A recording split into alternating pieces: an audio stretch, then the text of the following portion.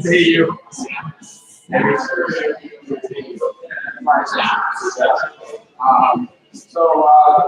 Don't forget to try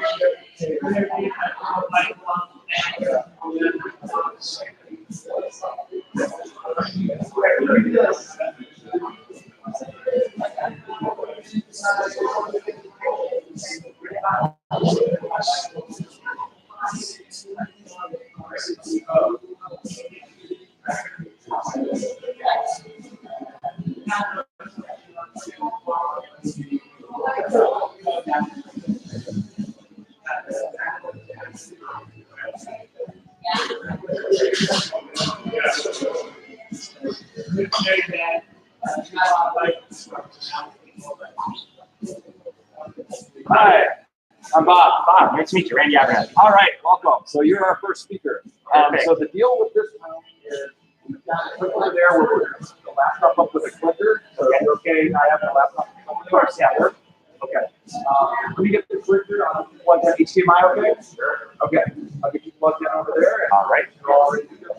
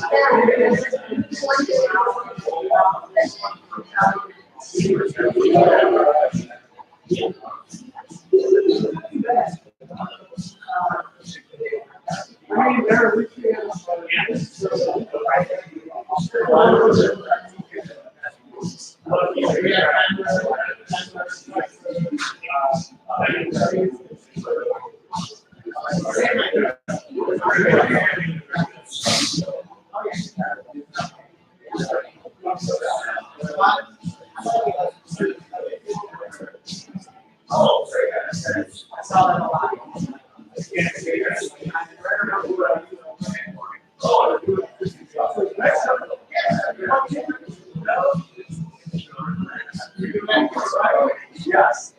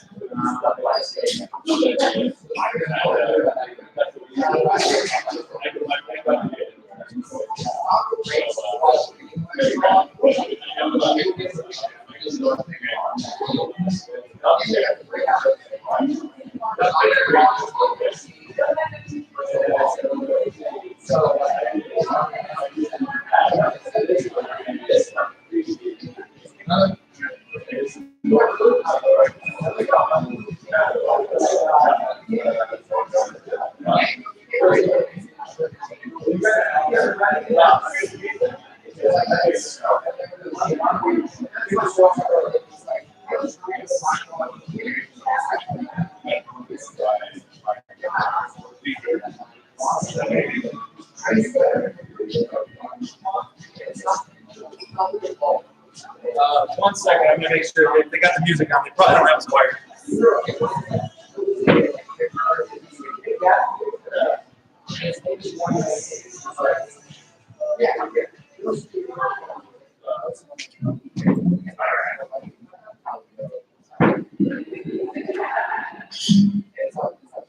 All right, welcome everybody for day 2 of the Chicago Roadshow. This is the FinTech track, so if you like money, you're in the right place. So we're kicking things off today with a presentation by Cassandra and Rocks TV by Haza and Ryan. So let's welcome them to Chicago for the Roadshow. Kick things off.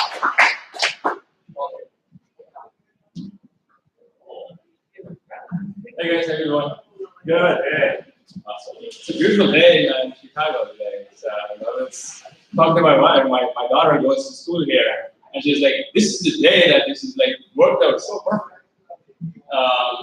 Anyway, my name is Ikesa. I'm the head of database engineering at State Street. State Street Bank is a bank. It's a custodian bank. So for those of you in the financial track, you guys understand what that is. We move more than 10% of world's transactions. So that's about 36 trillion. Given the asset value of the market keeps going up and down, we have no idea why. Maybe it's the tweet that's making all the difference, right? One tweet sends it this way, another tweet sends it that way. Who cares, right? So they're a bank. All right. So one quick disclaimer. Everything that I'm going to say here is my own. Does not reflect State Street opinion, and there's a lot more language in there. Take it, read it at your leisure. All right, so let's talk about the actual challenge that we are trying to solve, right? So State Street, like most of the other companies, adopted the microservices architecture for greater developer productivity, right? It makes sense. And as we look at this landscape, by the way, let me first introduce myself and introduce Randy. I kind of completely bypassed that step. I'm Ikesa, and I'm joined by Randy Abernethy from RSM. Randy and his team are the experts in Kubernetes and cloud native. So we've leaned on them quite a bit to implement some of the solutions that we are going to talk to here, right? So when we look at across this microservices architecture, the one thing that stood out was this key value storage. Well, this is nothing new, right? So this has been around for 10 plus years, whatever. So we looked at, I was tasked to develop and deploy a key value store as part of the DBaaS. So DBaaS, we always look at 3 important things for deploying anything under DBaaS umbrella. First one is open source. Well, why should it be open source? Well, because in the financial track, right, we can develop the compliance, the audit controls, all of those things, good things that we need to satisfy the financial industry, deep into the stack, and all microservices can benefit from it. If it's open source, it makes it a lot easier for us. We can go right inside the stack and kind of build it once and deploy for everybody. High performance. So this is my favorite, which is a high-performance system is any system that delivers a lot of throughput, like a million QPS with a modest cluster, and then latencies that are really low, like sub-millisecond latencies. A lot of the times, people look at the mean, median, and the averages, which is okay, which is important. You got to look at that. That is necessary, but it's not sufficient if you're going to deploy this at scale. You have to really focus on the P99s. The tail latencies are going to come and get you. Those are the ones that will wake you up in the middle of the night when the system is having timeouts. When you have to pick up the phone, and that's what you're going to, at least understand where your P99s are. And Randy is going to talk us through the experiments we've done and the data we've collected and show you some very good performance samples. The next one is the cloud native, right? So this is where the Amazon, the Googles, everyone is teaching us these days is being cloud native. And at the very so there's not a consistent definition. I tried to Google this around to see if there's a consistent definition. There isn't a consistent definition, but at least in the cloud native space, what it means is you containerize your deployments and then you automate as much as you can, right? That's the simplest way I could put it. So what do you automate? Well, pretty much everything that you can, right? If you're managing scalability, managing availability, managing recoverability, backup and restore shouldn't be a thing that we do manually, right? It should be, system should be doing these things automatically. And if you haven't tested your backup, guess what? That backup is no good, right? We've run into so many instances where you go to the backup to restore something and the backup is no good for whatever reason, right? So you have to come up with a system that's continuously backing up, continuously restoring, right? So you take a backup, you test it, and then when it is good, you put it in the archives. Otherwise, you don't even put it in the archive because who knows if it's going to work or not. Anyway, so these are the three pillars that we were looking at before we took a solution on board. Okay, so welcome to Rocksandra. So Rocksandra is, we looked at different key value pattern stores out there. And of course, Cassandra always floats to the top. It's given its maturity, its stability, its reliability. But what really made it compelling for us was the work that the RocksDB engine or the Instagram guys have done, which is they've replaced the lowest layers of the Cassandra stack with RocksDB. RocksDB is from Facebook. It's a key value store. It's just a library. It's you hook it up and call it however, use it however you want. And Cassandra guys have, or the Instagram guys have taken the Cassandra, preserved the top half, and replaced the bottom half. Why? Because the RocksDB is implemented in C code base, and it performs a lot more efficiently. And you'll see the difference in P99, which is the one that I was talking about. So Rocksandra is Cassandra plus RocksDB. By the way, Decon from Facebook has given a wonderful talk last year at Porcona Live. If you haven't seen his slides, I would encourage you to go take a read. And then, of course, now that you have Rocksandra, how do you deploy this, right? So that's the next big question. So we looked at Kubernetes. As you all know, this is another open source from Google, and what it gives you is the container orchestration, and fully loaded with all the features that you would need for production scale deployments, like stateful sets and replica sets and persistent volumes. At least that's good enough for us to go to production. So that's our solution, right? So you have Cassandra, you have RocksDB laid on top of Kubernetes. That's the solution. Okay, but that solution does have gaps. For example, if you download Rocksandra today from the Facebook repo, it doesn't even have snapshots working, right? So the list snapshots, when the time comes to either take a backup or recover, you need that functionality. Repair tools, some of the repair tools aren't working. The streaming isn't working properly. There's many gaps here. So what we've done is we've actually built a backup and restore solution, which Randy is going to walk us through. It's a pretty elegant solution, and we are taking it to the next level. But this is phase one, certainly. It's not in the open source yet. If you guys are interested, do let me know, and we may be able to do something for you before we put it all out in the open source. By the way, State is going all Kubernetes and all open source, so you'll see a lot of buzz from State going forward. My team has contributors to RocksDB, so we actually work very closely with Facebook in making those contributions as well. All right, let's talk about the orchestration. So now that we have some of the backups and restore and things like that taken care of, you still have to package up your application and deploy it in a way that you don't want all replicas to be on one side of the AZ, because if the AZ goes, then you lost your copies, your availability for that range of the key space. So you want to be careful. So there is a little bit of work there in terms of orchestration, right? So, and then of course, Kubernetes gives you those bells and whistles. And then when it comes to the containerization, Cassandra, at least the developers that were using Cassandra, they fell in love with the environment variables. You can actually add some environment variables, and Cassandra will pick it up at runtime. We lost all those things when we containerized this. So what we did was we had to add that back in, so to make it usable for our developers at stage 3. So there's more gaps to fill. But what we've done so far with the monitoring and backup and restore and all that, now we feel that this is good enough to deploy this. And what you're going to see now in terms of the implementation, Randy is going to walk us through.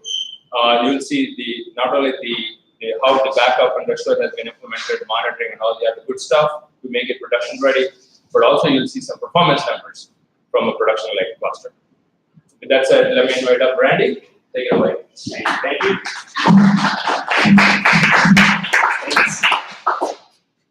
All right, so I'm going to talk about the implementation, and I usually talk loud enough that probably don't need to fight, but the implementation is really kind of driven by the things that Casey was highlighting, the fact that we wanted to move to cloud native, so that means microservices and container packaging and dynamic orchestration.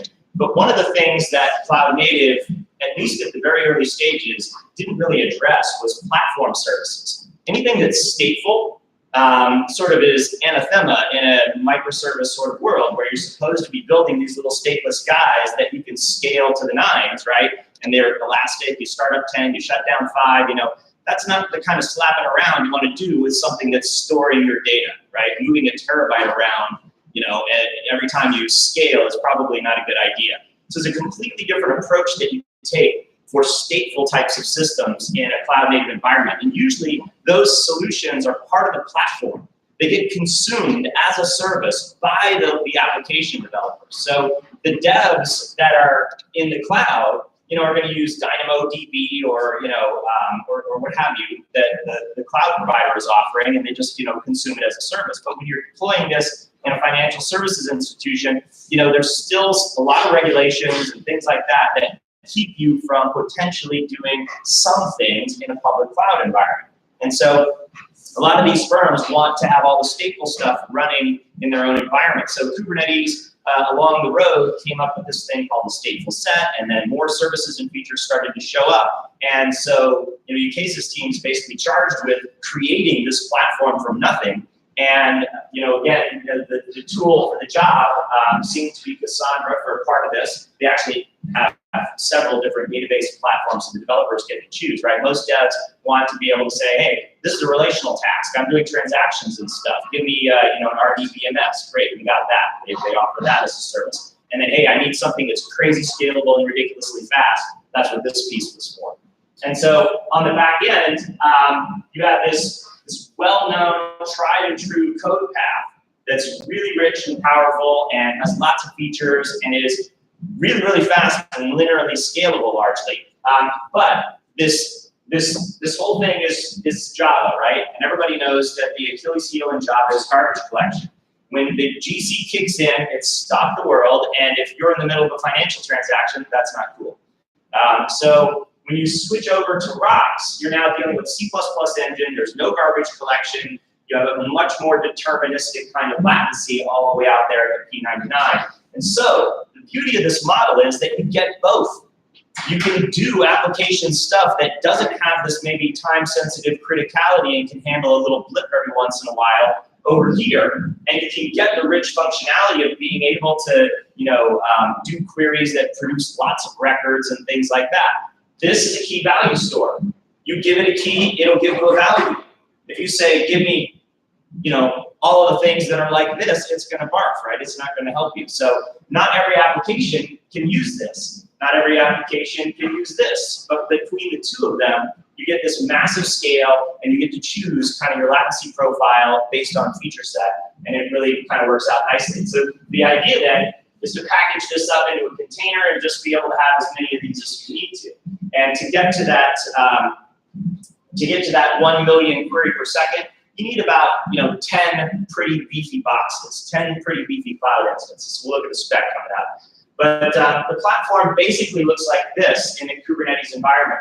We basically have a bunch of computers, and we get those guys provisioned with NVMe's. So these are really fast SSDs in the cloud instances, and they're locally attached, right? So we're not going over a network to talk to a storage array.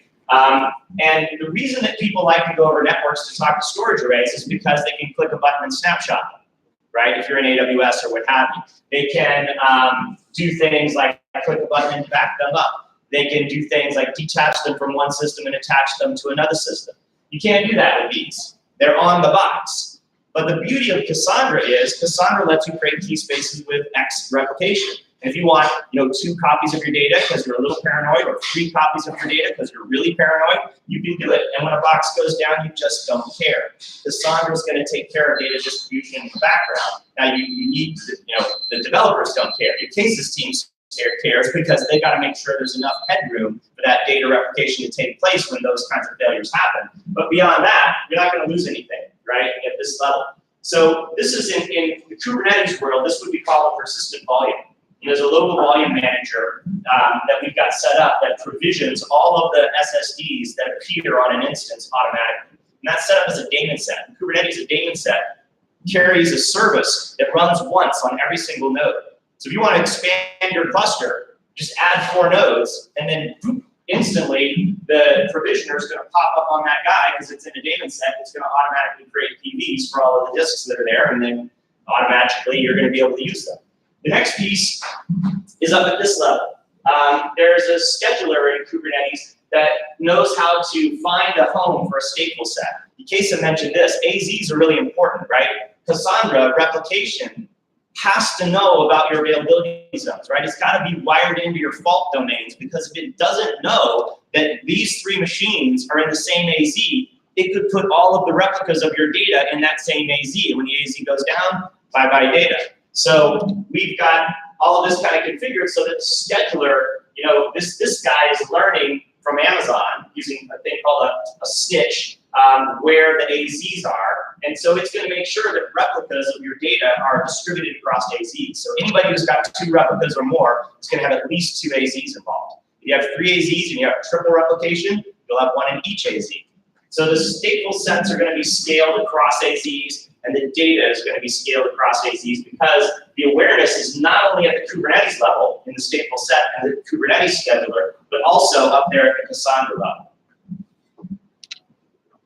So on the observability front, observability in cloud-native systems is really critical, because you take these monolithic things that you used to have before, here's my app, and you explode them into hundreds, maybe tens, hundreds of little services all talking to each other. And when something goes wrong, what the heck happened, right? Is it that service, this one? Was it a network issue? Did a node go down and it was just transient, right? How do you know? Well, observability has got 3 legs. There's logging, which are events, right? A customer connected, that type of thing. There's metrics, CPU, memory. It's a time series, right? Every 5 minutes, show me CPU memory. And then there's tracing, which is context-sensitive information, right? This user made this call, which caused that service to talk to that service, to talk to this service, to hit this data set, to come back, right? That's context-sensitive stuff, tracing. So we need to have all of that stuff baked into this solution. And so the first piece of the puzzle was to get the metrics so that we could actually monitor the state of the systems and things like that. Fortunately, Cassandra's got all sorts of great JMX output that you can use to see transactions and latency and things like that. And so all of the Cassandra pods are instrumented for this JMX data.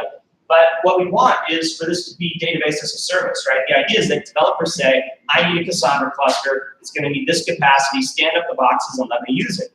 And I want to monitor it, right? So probably the most popular tool in the Kubernetes space for monitoring is Prometheus.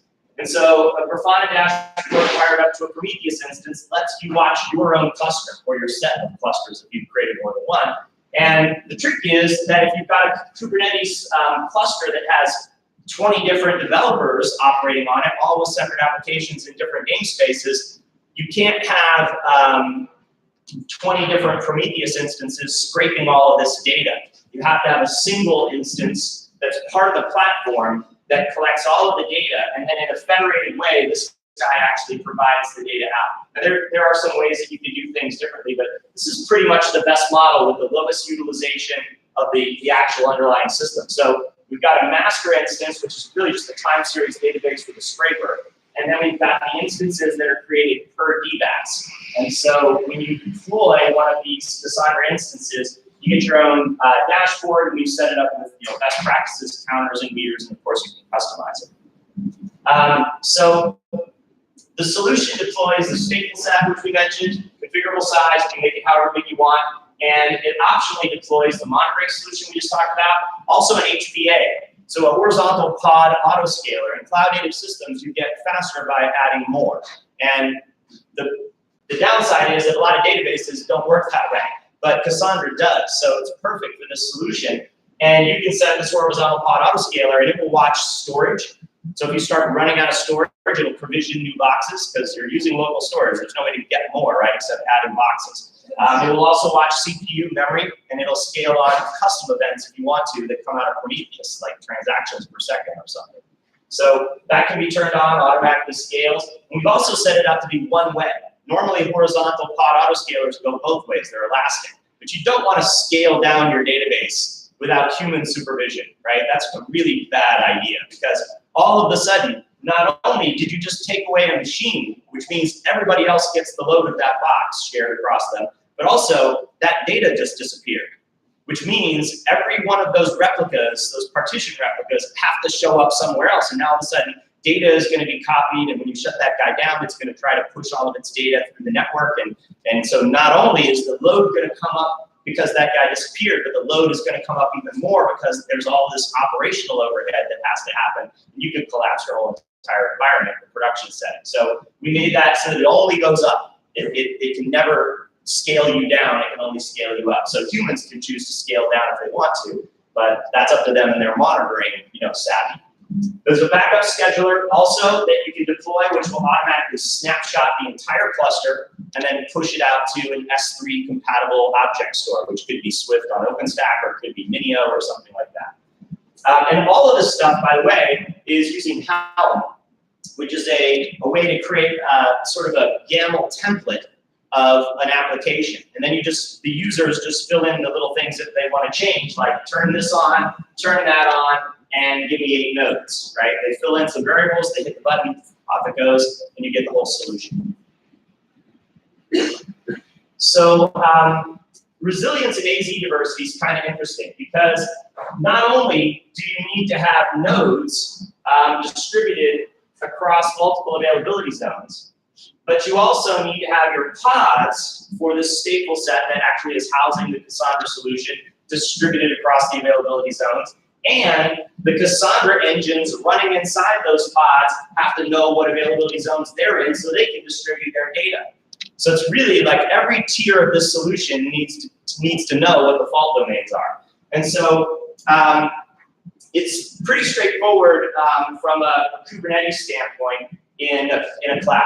Azure, AWS, Google Cloud, they're all going to make it very easy for a Kubernetes solution to figure out, hey, this node is in this AZ, and to spin up nodes in the appropriate AZs.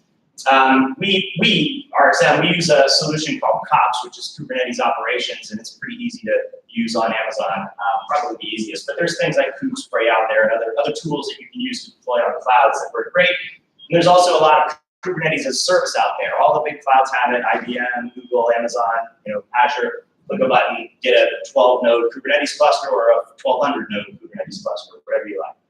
And so that's kind of at the lowest level, pretty much squared away. When it comes to the pods, that's not automatic.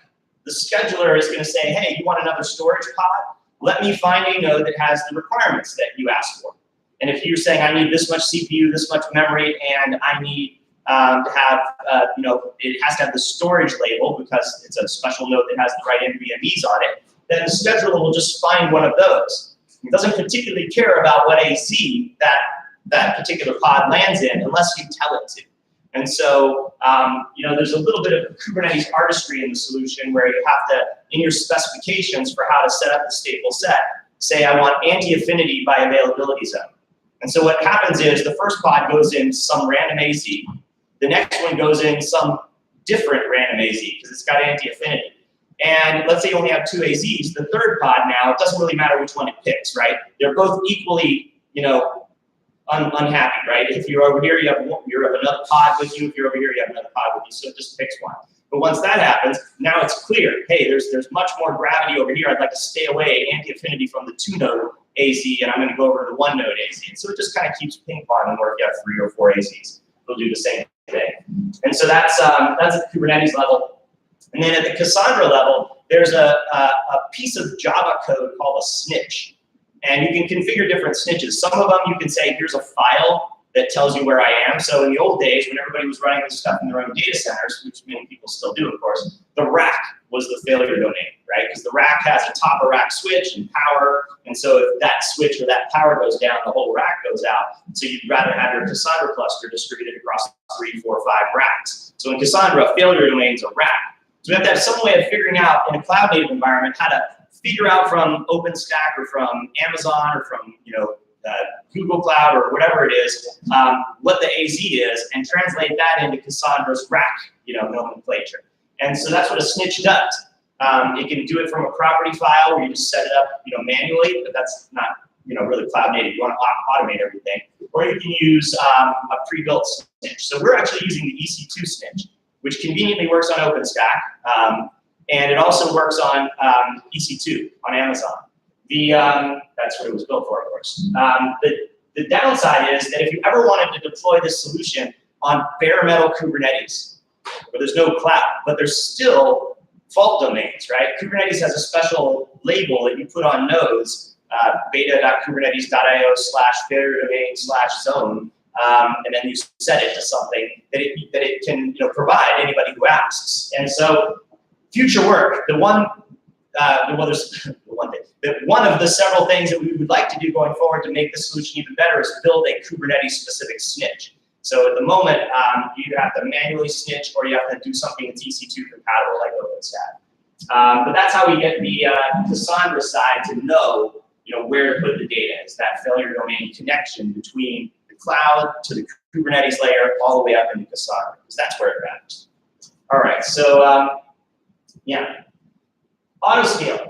So the autoscale, I mentioned this is kind of a one-way solution. So this is a combination of something built into Kubernetes called cAdvisor. cAdvisor is a container advisor. You can run it on Docker, just standalone, and it'll spit out all sorts of great metrics on what's happening on that Docker instance. But it's built into the Kubernetes node manager, the kubelet these days. And so that thing's spitting out metrics like how many pods are here, what the total committed memory and CPU is, and things like that. And then you can get other stuff like I/O and tricky advanced stuff from the Prometheus scraper. And all of these metrics go into Kubernetes through this aggregation API. So you have the custom metrics, you have the metric server metrics, and conveniently, the horizontal pod autoscaler has access to all that. So anything in a Kubernetes cluster you can measure, you can use to trigger a scaling event. And so historically, memory and CPU have been the things, but for us, that's not the most important thing. If you're about to run out of disk space, that's really important. It doesn't matter if CPU is quiescent. If you're about to run out of disk space, you've got to scale, right? So, so we have our HBA wired up to a bunch of really important, kind of metrics, and it will then automatically scale up. Now, the way that HBAs are set up on Kubernetes is there's a min and a max, right? You can never scale beyond the max, and you can never scale below the min.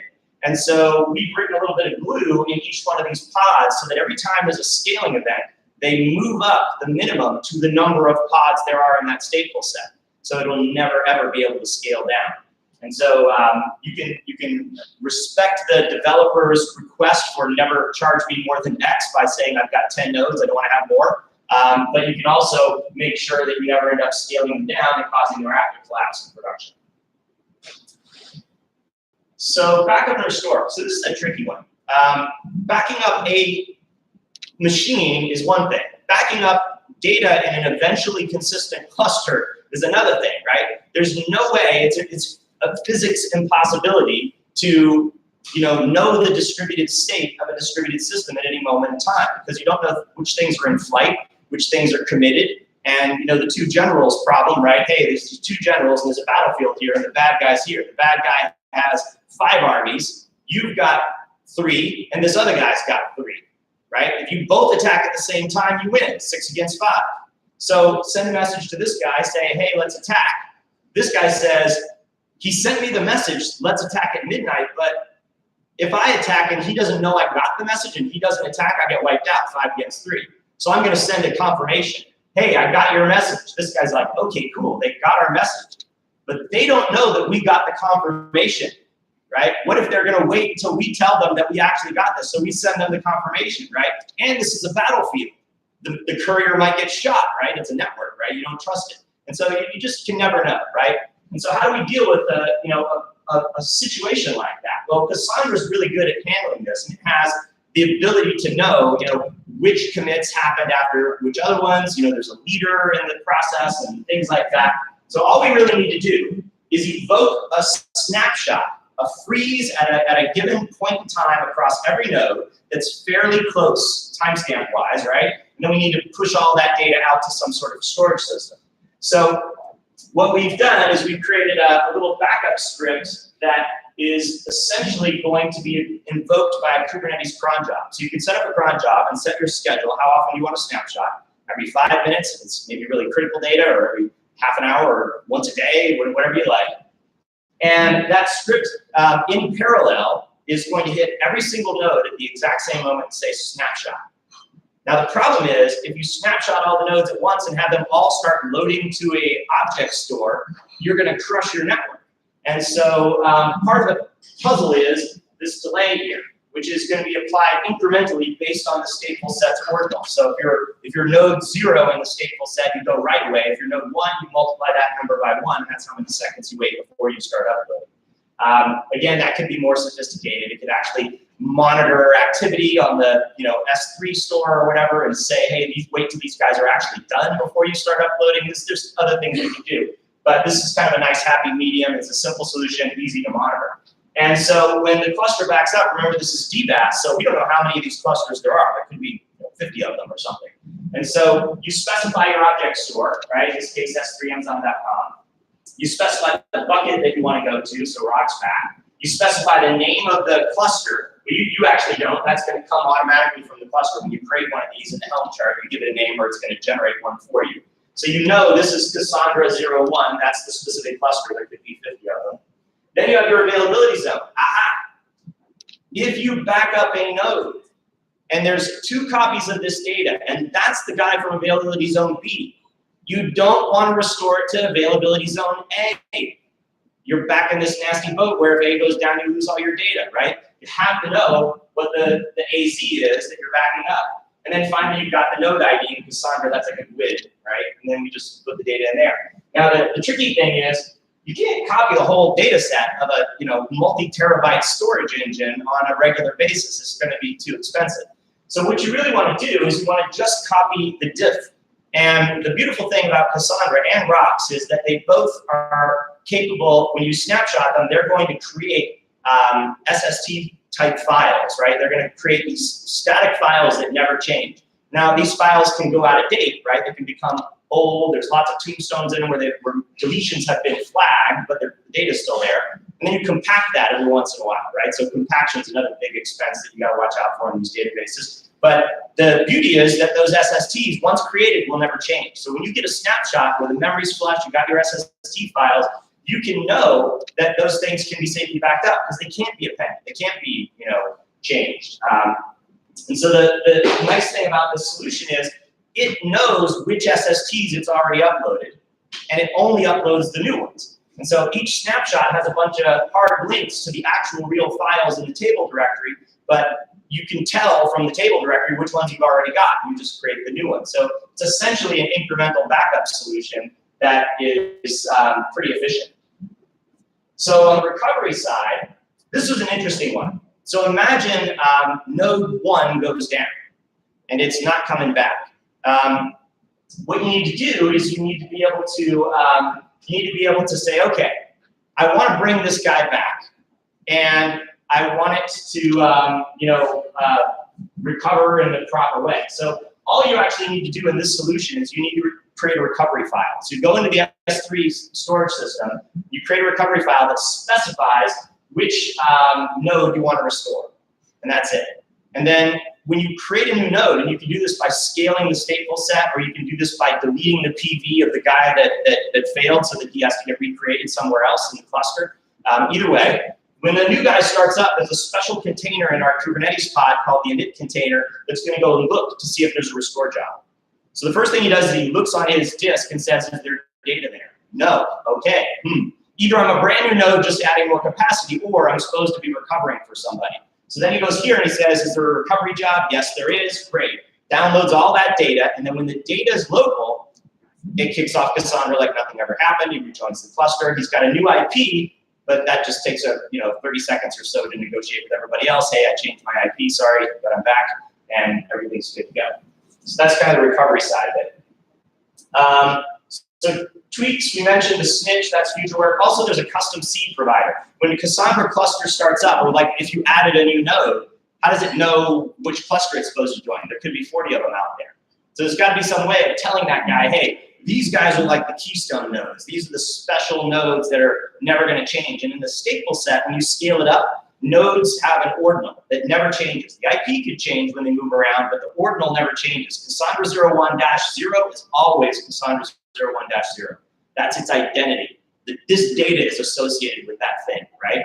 And so 0, 1, 2, 3, 4, 5, 6 scaling up. When you scale down, it goes the opposite way, 6, 5, 4. So the most stable elements of a stateful set in Kubernetes are 0, 1, 2, and 3. And so we've got a custom seed provider that talks to the Kubernetes talk, figures out exactly which of these guys are the stateful set 0, 1, 2, 3 of the current set, and it provides that to Cassandra, and that's how the nodes join the cluster. So again, it's this subtle but very lightweight glue between the Kubernetes piece of the platform and the Cassandra piece of the platform. So a little bit on performance. In testing this solution with the Roxandra backend, only 10, kind of surprising, like 10 nodes, 10 instances, i3.8 extra larges, which have 32 cores, 244 gigs of memory, and 4 NVMe disks, will give you 1 million reads per second. That's pretty good for 10 nodes, right? 100,000 reads per second, scaling linearly up to 1 million with 10 nodes. And Casey and I were talking at lunch, actually. One of the experiments we still have on the plate to do is these are big nodes, and they're from bang for the buck. They're more expensive than like a 16-core box. And Cassandra actually really likes to run on smaller boxes because every box you create has more I/O, right? There's more concurrency, more parallelism, less bottlenecks and bus, contention and things like that. And since it's such a great, scale-out solution, we want to kind of see if we took this and turned it into 8-core or 16-core boxes, which would be cheaper bang for buck, CPU-wise on Amazon, and then we doubled or quadrupled the number of boxes, would we get the same performance or would we get more, right? So my supposition is that only a hypothesis. I haven't tried it yet, but we're going to work on this. 20% less money or 10% less money, at Amazon, and maybe 10 or 15% better performance because you've got more I/O. And the scale out, and that's one of the big bottlenecks, memory and I/O. So we'll see. But at the end of the day, you heard Casey talking about how important that P99 is, right? You got 1 million clients. 1% of them is 10,000 people. 10,000 people are going to experience this, right? P99 latency. So you're over here saying, oh yeah, my average latency is 2 milliseconds in this big 1.5 terabyte environment. That's great. Yet it's not, because a full 10,000 of those million people or those million transactions are getting hit with 12 milliseconds of latency. And in the P999 case, where they smack into a garbage collection, you're in a really bad way, right? 263 milliseconds, that's a quarter of a second. That's a pretty serious experience hit over 2. And when you look at the switch to Roxandra, right, using a key value store, sure, you don't have all the features, but if you just need that functionality, why pay for all the extra? And you're in this mode where you have a much more predictable, kind of P99. So that's that. So the solution is a bunch of artifacts. There's the COPS deployment. There's the metrics solution. There's the Helm chart that deploys all the stuff. There's the seed provider. Soon there'll be a snitch. There's the container builds. There's the backup and restore scripts solution. And Casey can speak to this, but the idea, I think, is to open source pretty much the whole solution as a thing you could use at some point. And Yeah. So we got like 1 minute or something? Yes. Okay, but yeah, so at this point then, any questions? Yeah.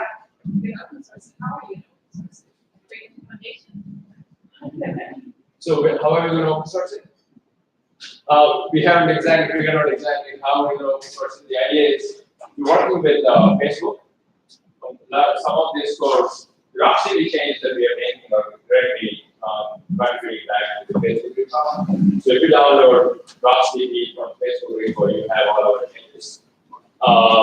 Roxandra changes, we're working with Instagram, again Facebook, as well. So the backup and restore is not something that they have in the Cassandra. I mean, they have snapshots, but backup and restore the kind of solution that we built doesn't fit there. So we're trying to figure out how best to push that out. We haven't exactly figured that out, but if you guys are interested in the backup and restore, please send me a note. I'll let you know when it's available. The help charts, yes, all of that will be open source. But again, Roxandra, Cassandra is not necessarily containerizing, right? So it's so we will put that out separately, maybe under Linux Academy. I don't know. We have to figure that out. Yeah, all the help charts and everything that we built here will be open source. Snitch is actually we thought it would be it's super cool because you can now understand the hardware, bare-level Kubernetes deployments as well as Amazon EC2 licenses. So it's got the whole thing. Azure, Yeah. GCP. Yeah. You can customize it to any environment, so that's the cool thing about it. Really open source is that cool as well. There's a lot of good stuff here. Actually, I have a question about this snitch there. Every time that I've tried to build something similar to that, I get into the trouble of like what happens when that gets out of sync. Like what happens with the labels? Either labels or if it's safe enough to use labels or whatever state it is that it's holding, it's out of sync with reality. Yeah. How does snitch? So you have to make sure that the labels are managed very carefully. So if you open up the cluster administration to everybody, then it becomes out of control and we see cluster. So what we do is when we provision the hardware, when we provision these labels, we are super careful. So that's one way to kind of manage. Because this system is not, I mean, you can build a set discovery system if you want, right? Where, the hardware is registering all its labels and the snitch is kind of, discovering the labels on the fly and adjusting the topology, but that's a much bigger task for something that's simple as, to build distributed references. Question for reads. The dirty reads, are you keeping all the replicas? Like consistent reads? Yeah, they're random read. In that example, they're random reads with just a key. So it's a key lookup of a row, and it's random keys being tested. It's Cassandra stress. It's a good, Cassandra stress. So that's how it was run. But consistency is at the API.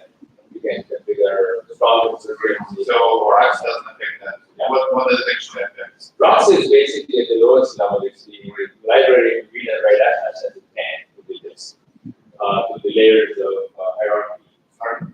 So we can't only use robots to get something.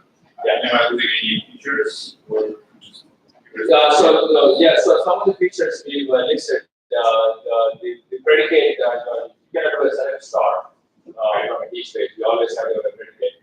That was one implementation. So it's just saying select star. The where, yeah, it has to be. There has to be a key in the where clause, yeah. Which is actually a good practice if you ask me, because it's a key value store. I think the access pattern should always be based on a key. We shouldn't be doing a select star. Whoever invented that or opened that up in the Cassandra, I'm actually against that. Yeah, full table scan's not good in a database like that. Right. But as far as, it's kind of an interesting thing is that the Cassandra layer in this is the clustering smarts, right? So when you do a query and it hits one of the Cassandra nodes, any of them, right, because there's no master, they're going to say, okay, which partition is that in? And where is that partition? And then they send the query to that guy, or if it's all of them, then they all get the query and they produce the results and the coordinator then organizes the data. So these are the simplest of queries, right? It's like, here's a key. Okay, the coordinator says it's in that partition. Give me the data. That guy goes and grabs that. Uses a balloon filter or whatever down at the lowest layer to get the data out of the disk where it's in memory, and then returns it back, and the coordinator sends it out. So you'd expect these operations to be fast, but that's why you're getting with this solution, you're getting crazy scale, like 1 million queries a second. Pretty good. Can you briefly explain how the switching between rocks and Cassandra works? So I get what the reason it's there to skip the garbage collection, but how is the garbage collection taken out of play in the queries when using rocks? Maybe I'm missing out. So it's still there on all the Cassandra side of the fence, Sure. but because the Cassandra stuff is a lot of it's pre-provisioned, and so once all the caches and everything get warmed up, there's not a lot of activity there. Sure. But basically, it's a J&I request from the Cassandra engine down to the storage engine. And so the Instagram guys went into Cassandra, which wasn't really designed to be pluggable storage-wise, but it's not unprecedented, right? MySQL allows InnoDB and ISAM and all these different plugins. And so they just took that same methodology and came to Cassandra and said, what's the stuff that's cluster smarts about figuring out who to talk to? And what's the stuff that's disk smarts about how to be a smart disk cache? Let's draw the line there. And then they basically created an API, and then they took that same thing, because when you call Cassandra and it's getting ready to hit the storage engine, the key space is what matters. That's the discriminator. And if the key space is RocksDB, you're going to find it to be something else, but if it's RocksDB, then the decision logic they added into Cassandra will call the Rocks engine. If it's some other key space, it'll call the Cassandra engine. So it just JNIs into RocksDB, and then after that, you're automatically in C++. So just to summarize, you've basically taken a lot of the volatility out of the database side by leaving kind of the connection and the stuff that's changing, right? Inserts and all that. Yeah. Using rocks. The stuff that's stable is in Cassandra. If you think about, so as you're reading and writing these objects, there's a lot of, especially when on the right side of things, the page side, you're doing a lot of compaction. You guys have used HBase. HBase was notorious for IO chunks, right? You go into a compaction cycle, and then guess what? It doesn't matter. You want to respond to the users. That's all because of the IO chunks and compaction going on inside the HBase. RocksDB guys, kind of figured, so that they looked at that and they kind of did all that compaction work in RocksDB, in the C code, which is not very efficient. So it takes away a whole bunch of, there is still Java, to your point, but it is, the use of Java is minimized because most of the heavy work is being done by the C. Makes sense. Thank you. Cool. Thanks, everybody.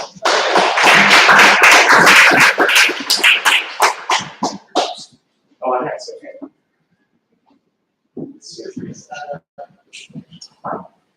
Sure. Are you guys going to distribute these slides or?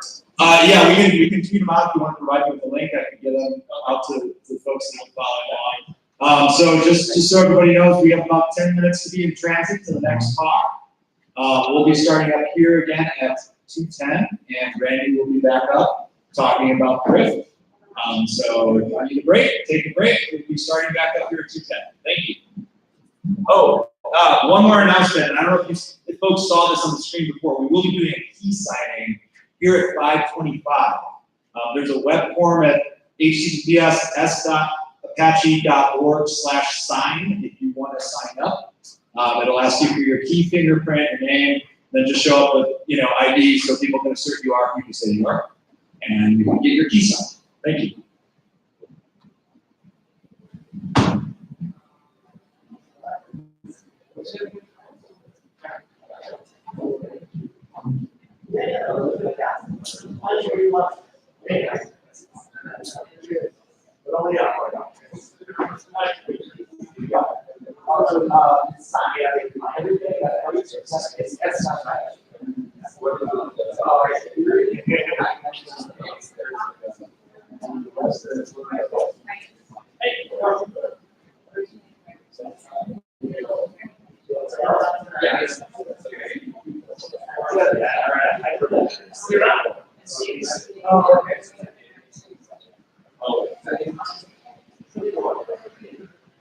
Yeah.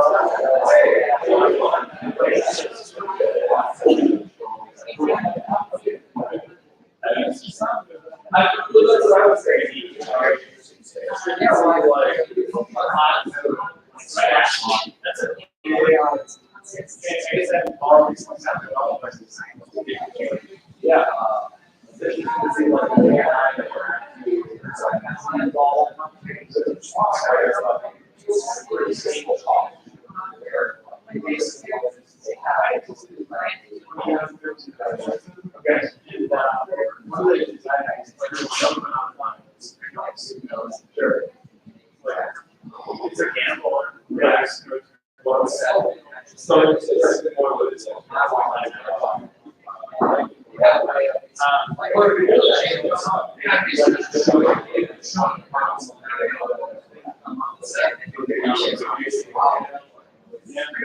I was supposed to see that, like, there's no one.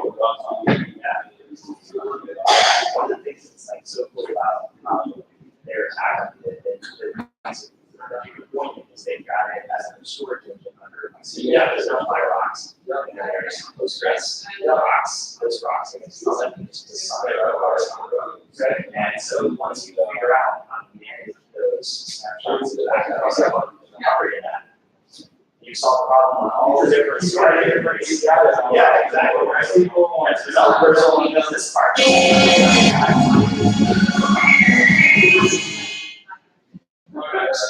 You know, honestly, we leave the music off just because we had some issues yesterday where we flipped the copyright notice songs. Oh, that's fun. Yeah, I just jumped, just like, apparently they kill the license. They just had like copyright. I like video. It's also data. That's not like I wanted to do it. It's a yeah. I love this spot. That's like all of this. It's so awesome. There's a good spot. It's like yeah, that's how I was there yesterday. It was a little warm when we were actually trying to do it outside, but like a little breezy, so it's like yeah, it's hard to be the lights set. Exactly.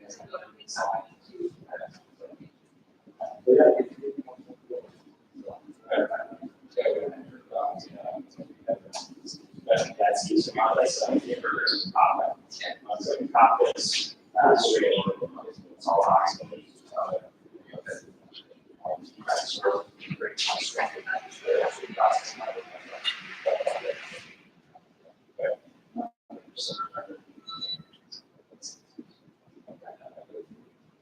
This is a library. It's a library-based device. What is rocks? Rocks. Library-based device. There's no way to use a lot. Yeah, that's not. I mean, I guess the good people you got some cash. But these work pretty good. What's that? Now, the only work that's Florida. Oh, give up buying beer. There is apparently more beer you buy than so it's almost share. I counted like that. I bought 4 beers for charity. I drank them too.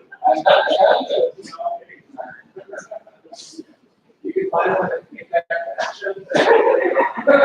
they have a round called Working Man. It's low alcohol. So, pace yourself.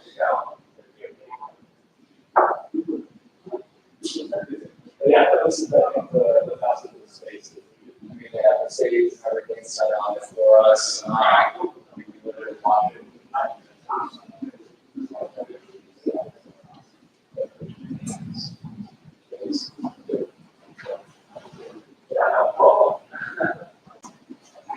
Are you sitting around for the regular, or are you out of here? It's popular here.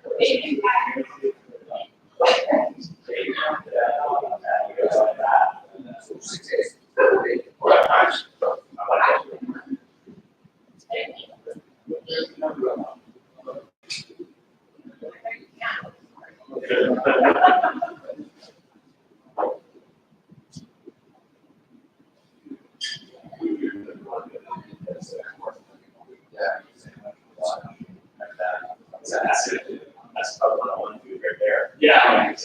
Yeah. So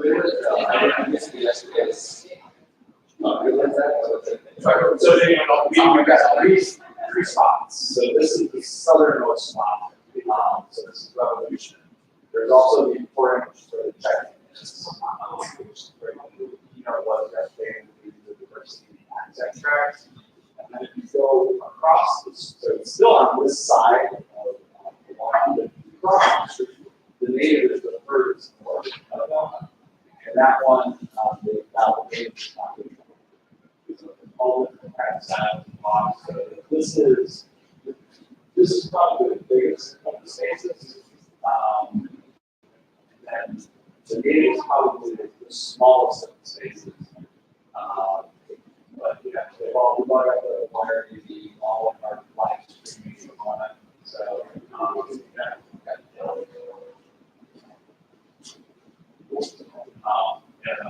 for few things, how it looks at. By open privacy. Yeah, The whole idea is the city, this. right. Yeah, That thing was a no-brainer with range time and structures. All of this. A lot of land, a lot of financial, a lot of e-commerce, healthcare, insurance, yeah. Sort of financial, but it's still important. the insurance probably less than the whole league is that long. Right. About stability and compensation.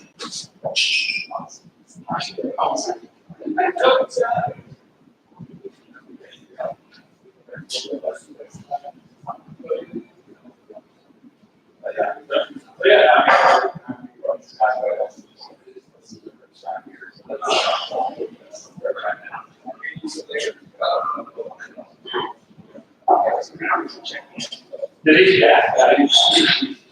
He's got a lot of energy. He loves that. Sit on stage and start talking. I don't prepare. He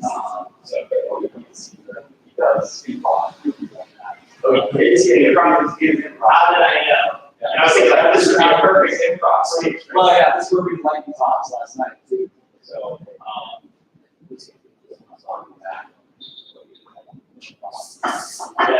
we had one speaker not show up. This guy, whoever went up and did talk to Bob, that's it. So, practice all that. Yeah, we had one speaker that. Did he email you? Was the show? That was one that was one that he said,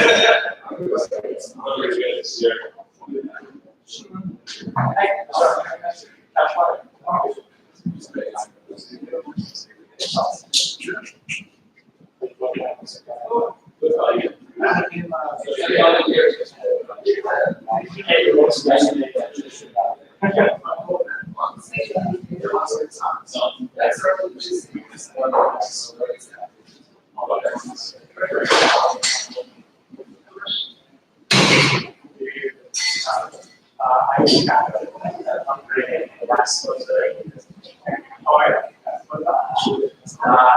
Some great stuff. So,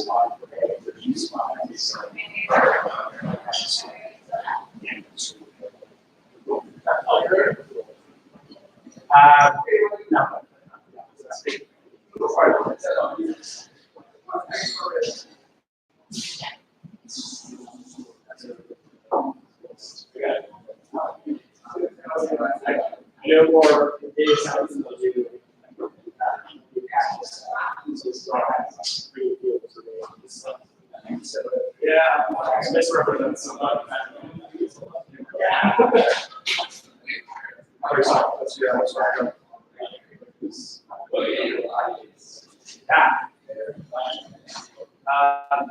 yes, sir.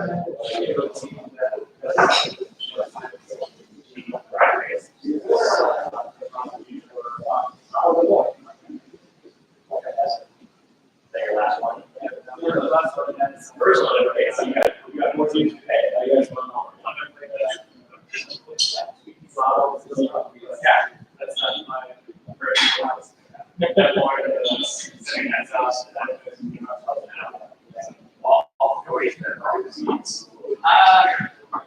was going to have to pull my computer. Like, I mean, it can be super interesting, but I feel like either you're super interested.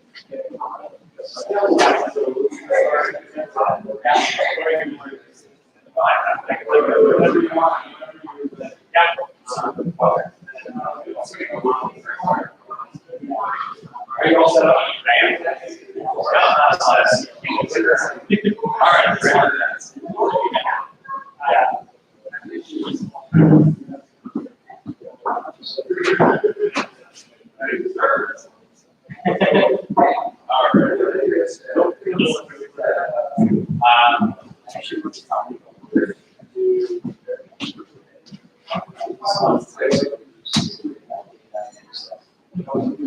All right. All right. I better turn this on. All right. Can you guys hear me now? Do we have the audio on? Hello. It's hard to tell. This place reverberates. It does. Like even though you were like all the way over here from the mic, like I think it's on, but I don't think it's the AV is on. So we can hear you great. Yeah. Yeah, and they'll be able to hear you too. I just want to make sure we have it on because it helps with the streaming. Yeah. Let me From Roll Reds, like 3 accounts.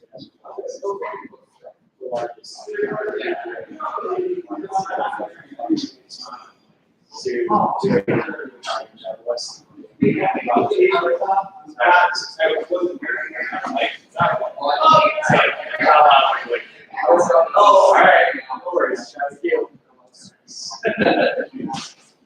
All right, we're getting there.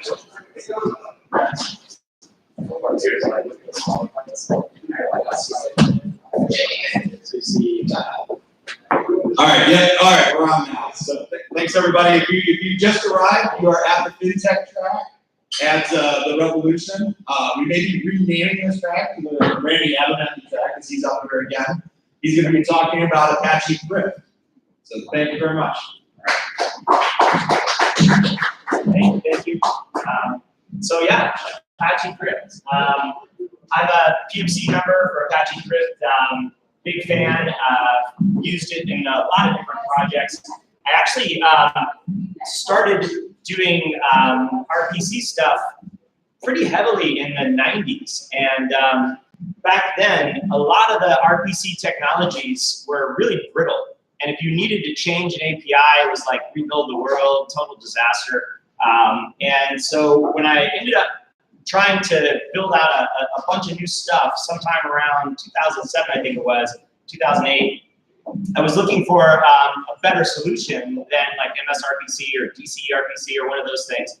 And I found Thrift, and I was like, holy mackerel, like this is the holy grail. This is everything that I hated about the other RPC stuff we were using fixed. And I was really so excited. The one thing I was a little bit worried about was the serialization stuff, because for some crazy fast things that we were doing. This is all for trading systems and stuff where it needed to be really low latency. We were doing binary stuff. We were like grabbing bits out of memory, slapping them on the wire, and then picking them up and sticking them in memory on the other side. So it doesn't get much faster than that. And we were actually doing tweaky stuff to, like, you know, specially space out and design structs in memory that would work in C# and in Java and in you know, C native code as well. But when I saw Thrift, I started playing with it, and I found that it was absolutely fast enough for most anything, and that it had this amazing set of evolution features, which really sold me. And so I've been a huge fan ever since I wrote this book, and you know, kind of have been contributing as much as I can to Thrift ever since. But this talks about how Thrift fits into the cloud native thing. So cloud native, big push in fintech anyway. And I kind of like this little picture because it shows you what happens to your app when you go cloud native, right? Because as Casey was mentioning in the last talk, there are three kind of factors that really make something cloud native, right? It's microservice oriented, it's container packaged, and then it's dynamically orchestrated, meaning the stateless app part, you know, is going to move around a lot. And so you take your app that looks like this and you just explode it, right? The API of this thing is the same, but now there's, you know, 5 copies of it. They're being load balanced and multiplexed and stuff. And so these guys, any one of them can talk to any one of those. You don't know.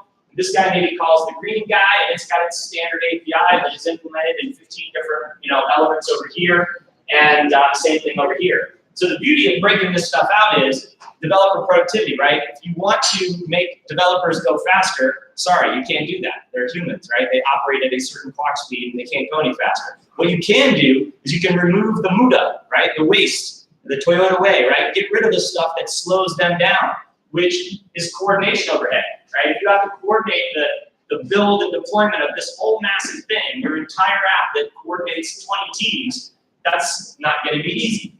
On the other hand, if this guy is your fix engine that sends orders to NASDAQ, this is your, maybe your dot engine that sends orders to New York, and then this is your market data summary engine, and if this is your risk management engine, right? They're all separate pieces, each one of them a piece of the problem domain, each developer capable of deploying new versions and new features independently of the others.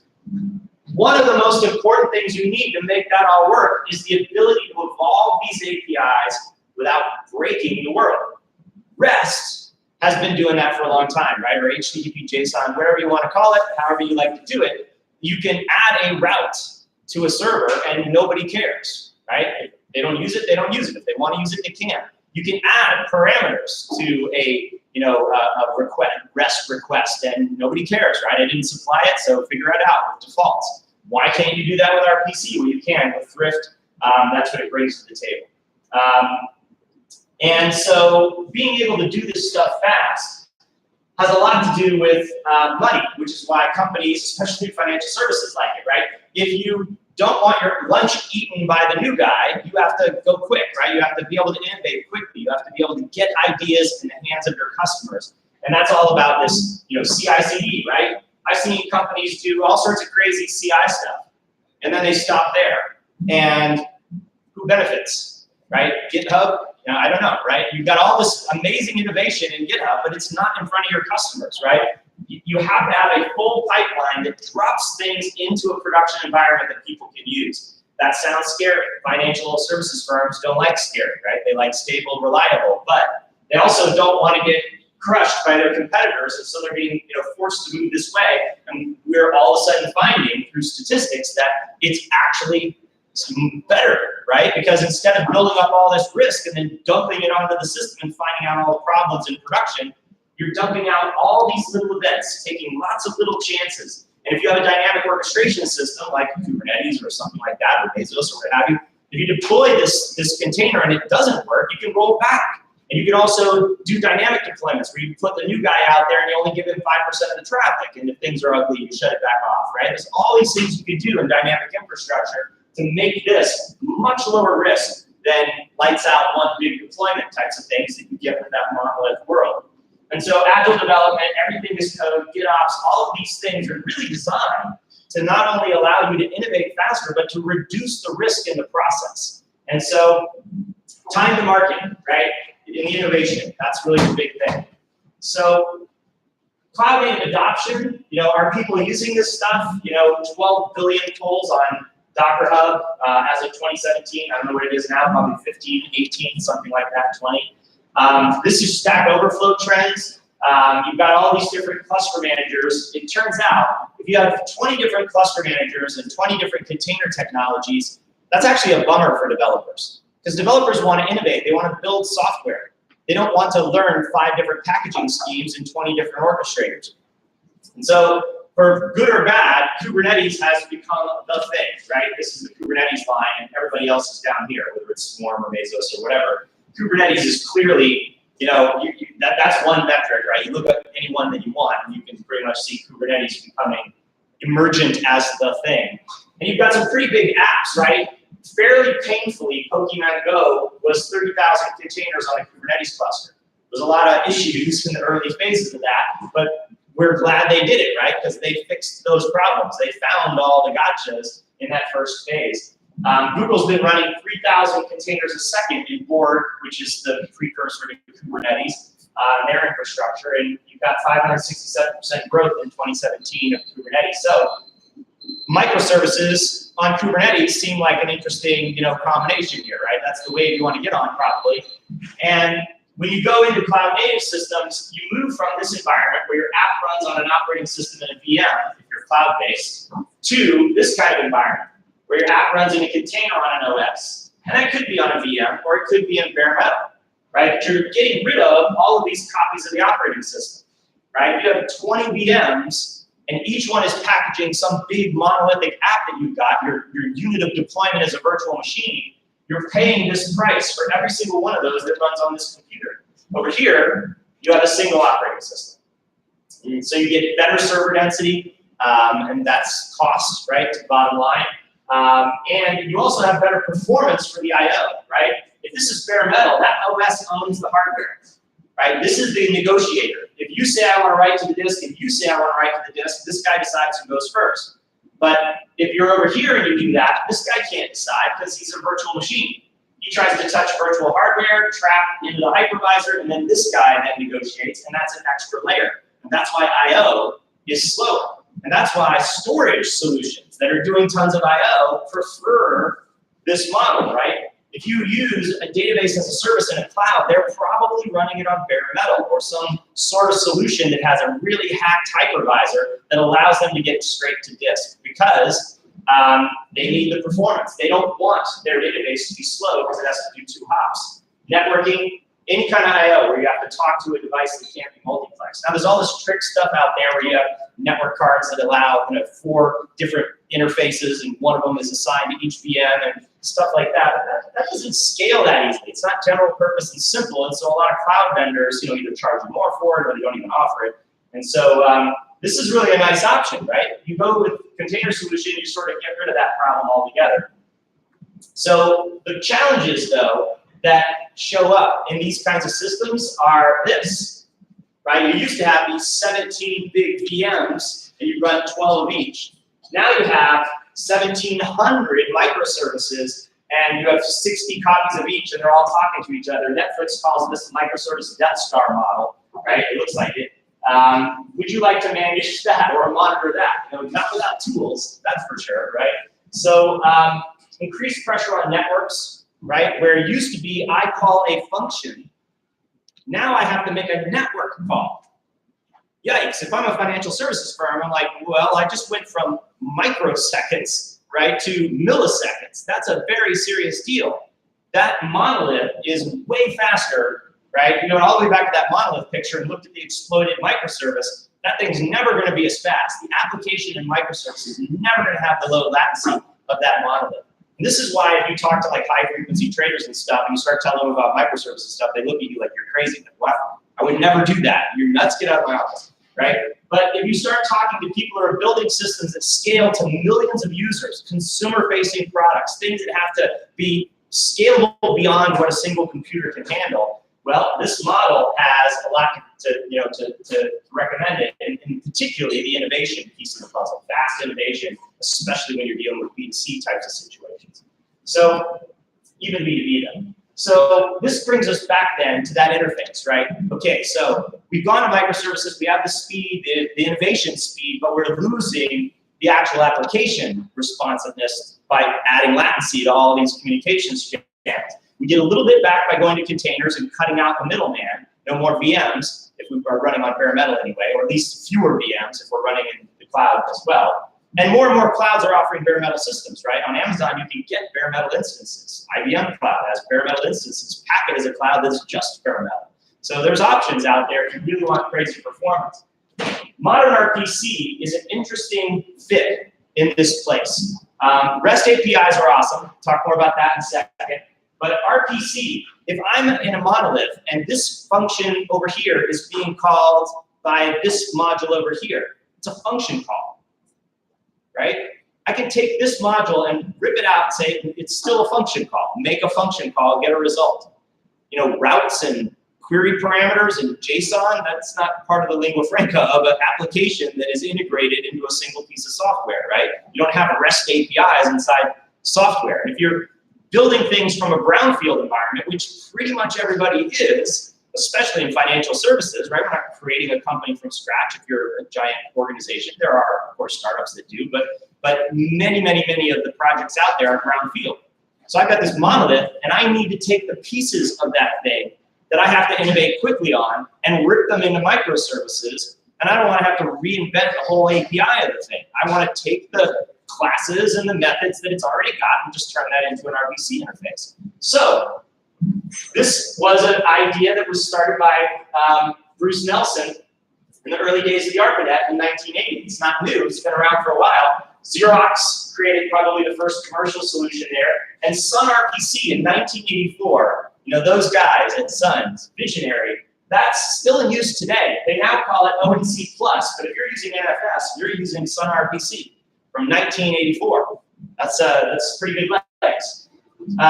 Corba, we can't say the same for Corba, right? That's, I'll just leave it at that. DC RPC, this was everybody who didn't want to use Sun stuff, right? IBM and Hewlett-Packard and all those created their own thing, and there was a big committee that created it, so created by committee.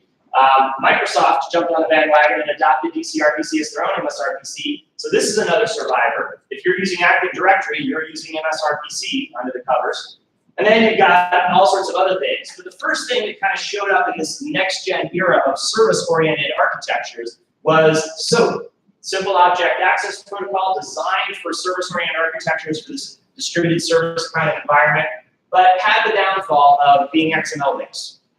So that kind of went out of favor, it was slow. Another problem with SOAP is that it tunnels everything through HTTP, so it's posting all the time, and you don't get the get efficiencies that you have in REST and things like that. And so kind of fell out of favor. Google in 2001 creates this really cool thing called protocol buffers. They're using REST everywhere, and they go, this is too slow. Let's be able to create things that are like these JSON objects or XML objects that we want to pass around, but let's turn it into a binary piece of data that serializes crazy fast and deserializes crazy fast and is really compact on the wire. So they create protocol buffers. You in IDL, interface definition language, describe a struct, and their engine will serialize it for you in whatever language you're using, as long as it's one of Java's or one of the Java, Python, C++ languages that Google was using at the time. Also, not open source, right? So Facebook is there, want to do, keeps an eye on stuff that Google's doing internally, says, wow, that's really cool, we need some of that, hires the guy, one of the guys on the architecture team, and says, build a cooler one for us. And he creates Apache Thrift. And Facebook then open sources it. And so Apache Thrift shows up as an open source solution for this RPC stuff. It has all the goodness of the smarts that Google had put into it, but with the backwards looking, hey, we can do a couple things different and more interesting.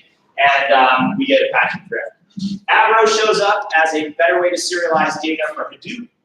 They created an RPC system for it. I put it on here mostly to suggest that you take great care if you are even thinking about using Avro for RPC. Try it first, right? I don't know anybody who's using it.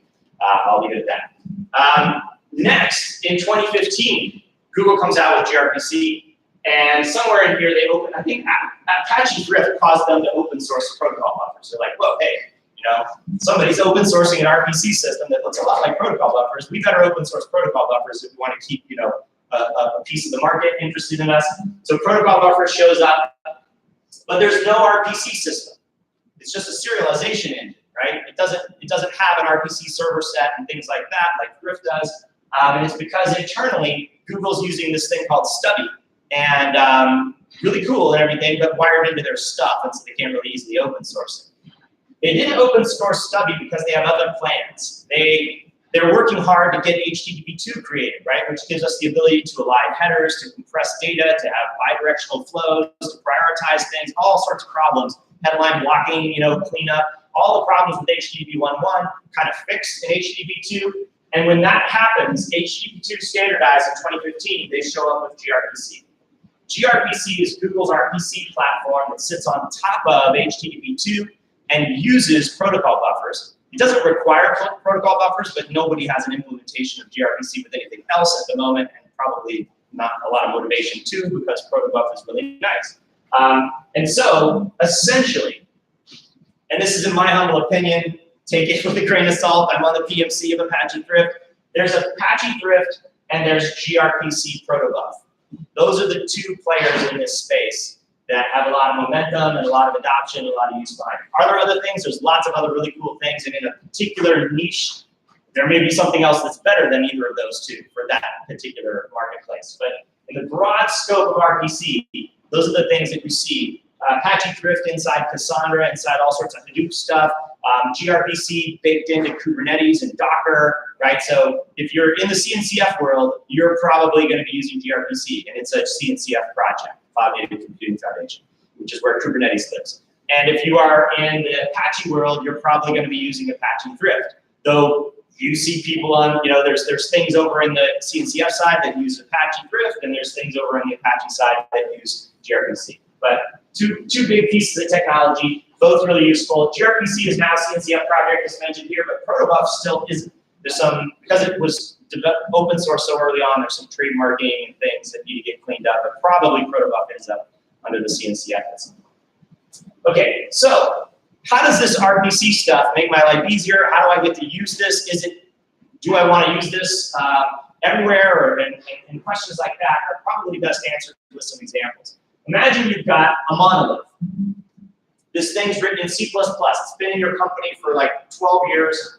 It's rock solid, trusted code paths. You don't really want to mess with it because there's nothing to innovate there, but you want to be able to use it in other ways. Imagine that this is a Dynamics, wind flow Dynamics desktop application for America's Cup sailing, right? And you're trying to, look at the wind speed over the foils and also the hydrodynamics to lift the boat up, all these crazy things. And you built this really great engine, but one of the things in there is a sailing statistics. It tells you which, people, who was logistics on this boat when it won, and stuff like that, just simple things. And the people who build your website code in Node.js or PHP or whatever. And they're like, we need that. If we could put that sailing statistics on the web, it would be super awesome. Okay, well, we got to get rid of this monolithic desktop mentality, take that piece and rip it out of there and make it available to everybody. But we don't want to re-engineer it. We don't want to rewrite the wheel. We already have it done. How do I take that and turn it into a microservice? Well, it's pretty easy. In Apache Thrift, you would create a service, give it a name, and then you would specify its API using the Apache Thrift IDL.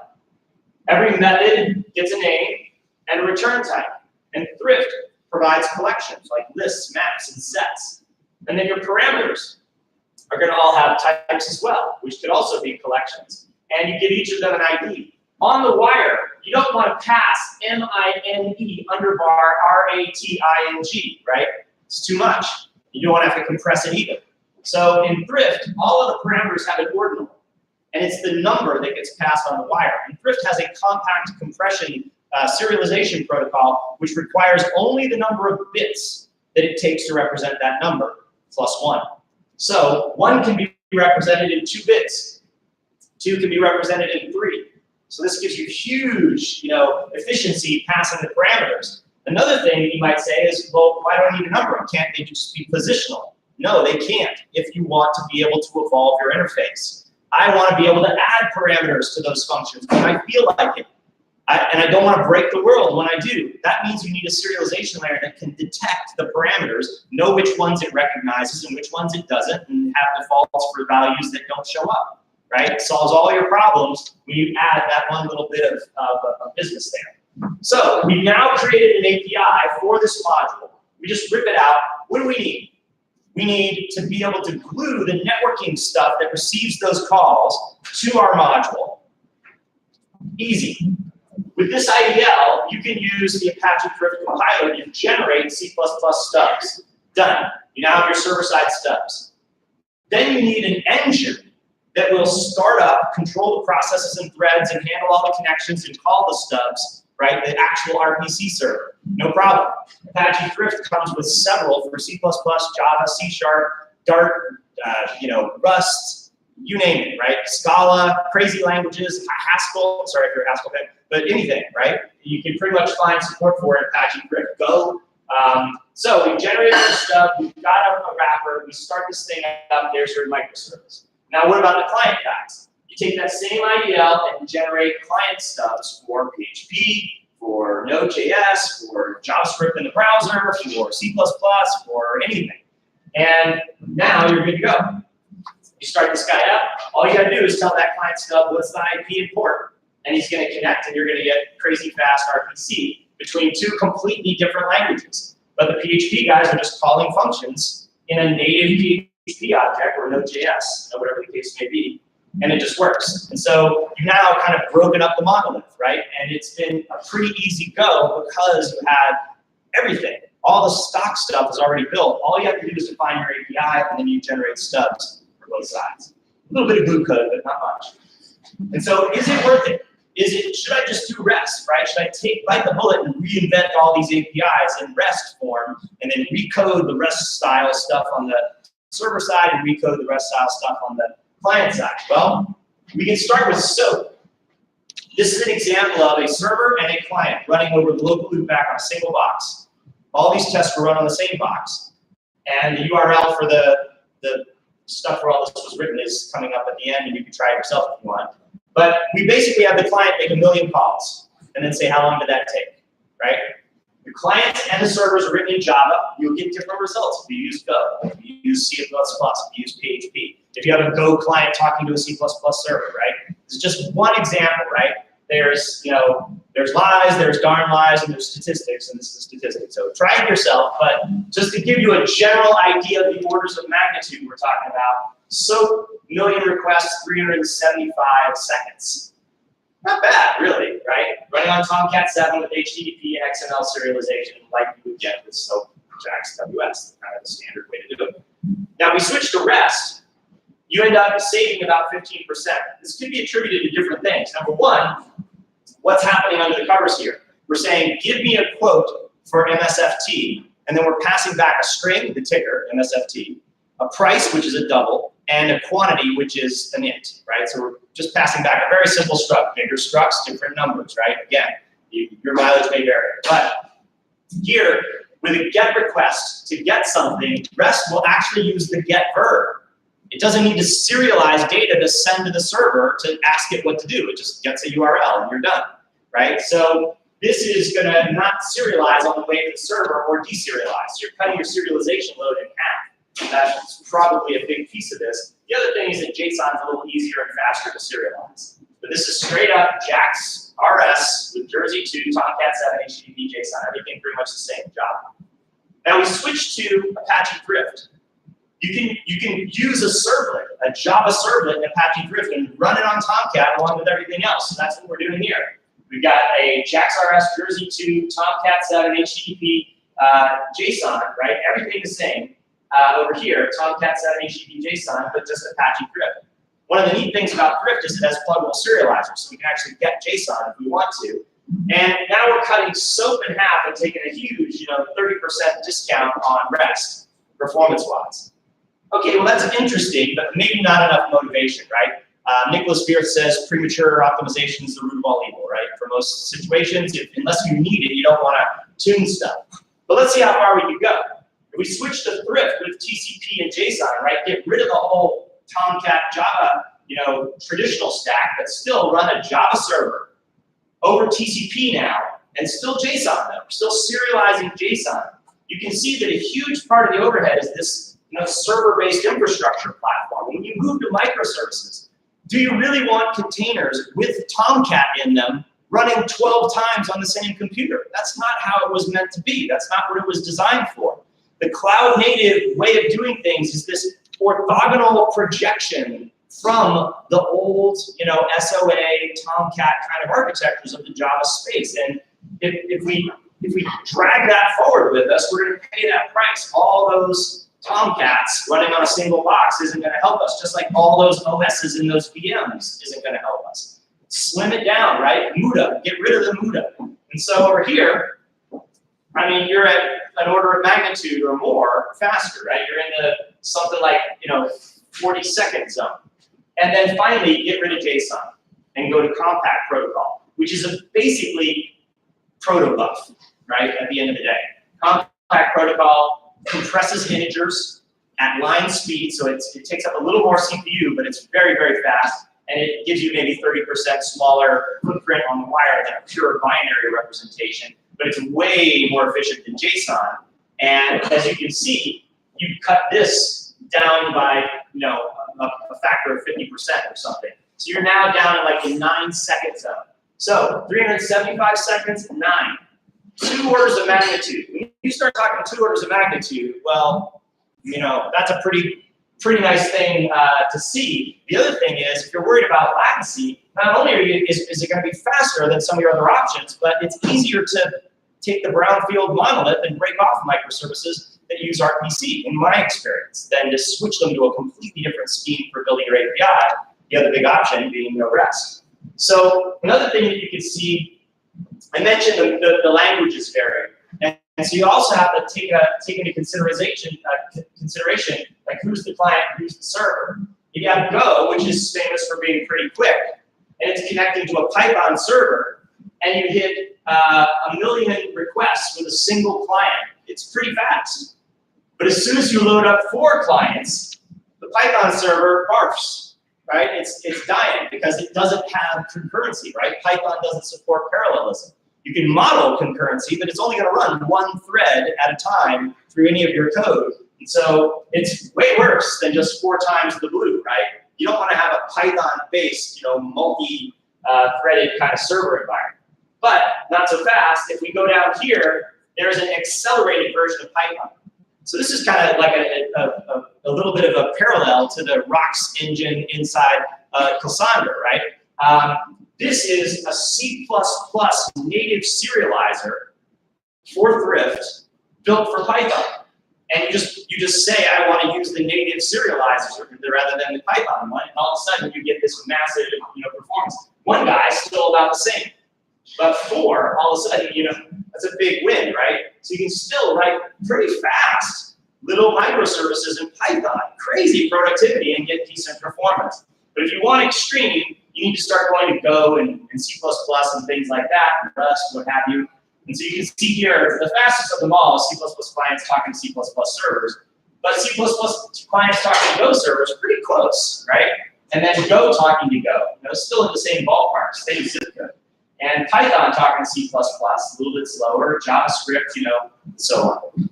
So language is a piece of the puzzle, but the beautiful thing is that in a microservice environment, if everything's Java here, we only do Java, and then you buy the company where everything's C#, right? Or then you hire this team that is doing everything in JavaScript, or you have some new Skunkworks thing and it's all being done in Rust, and you integrate that, right?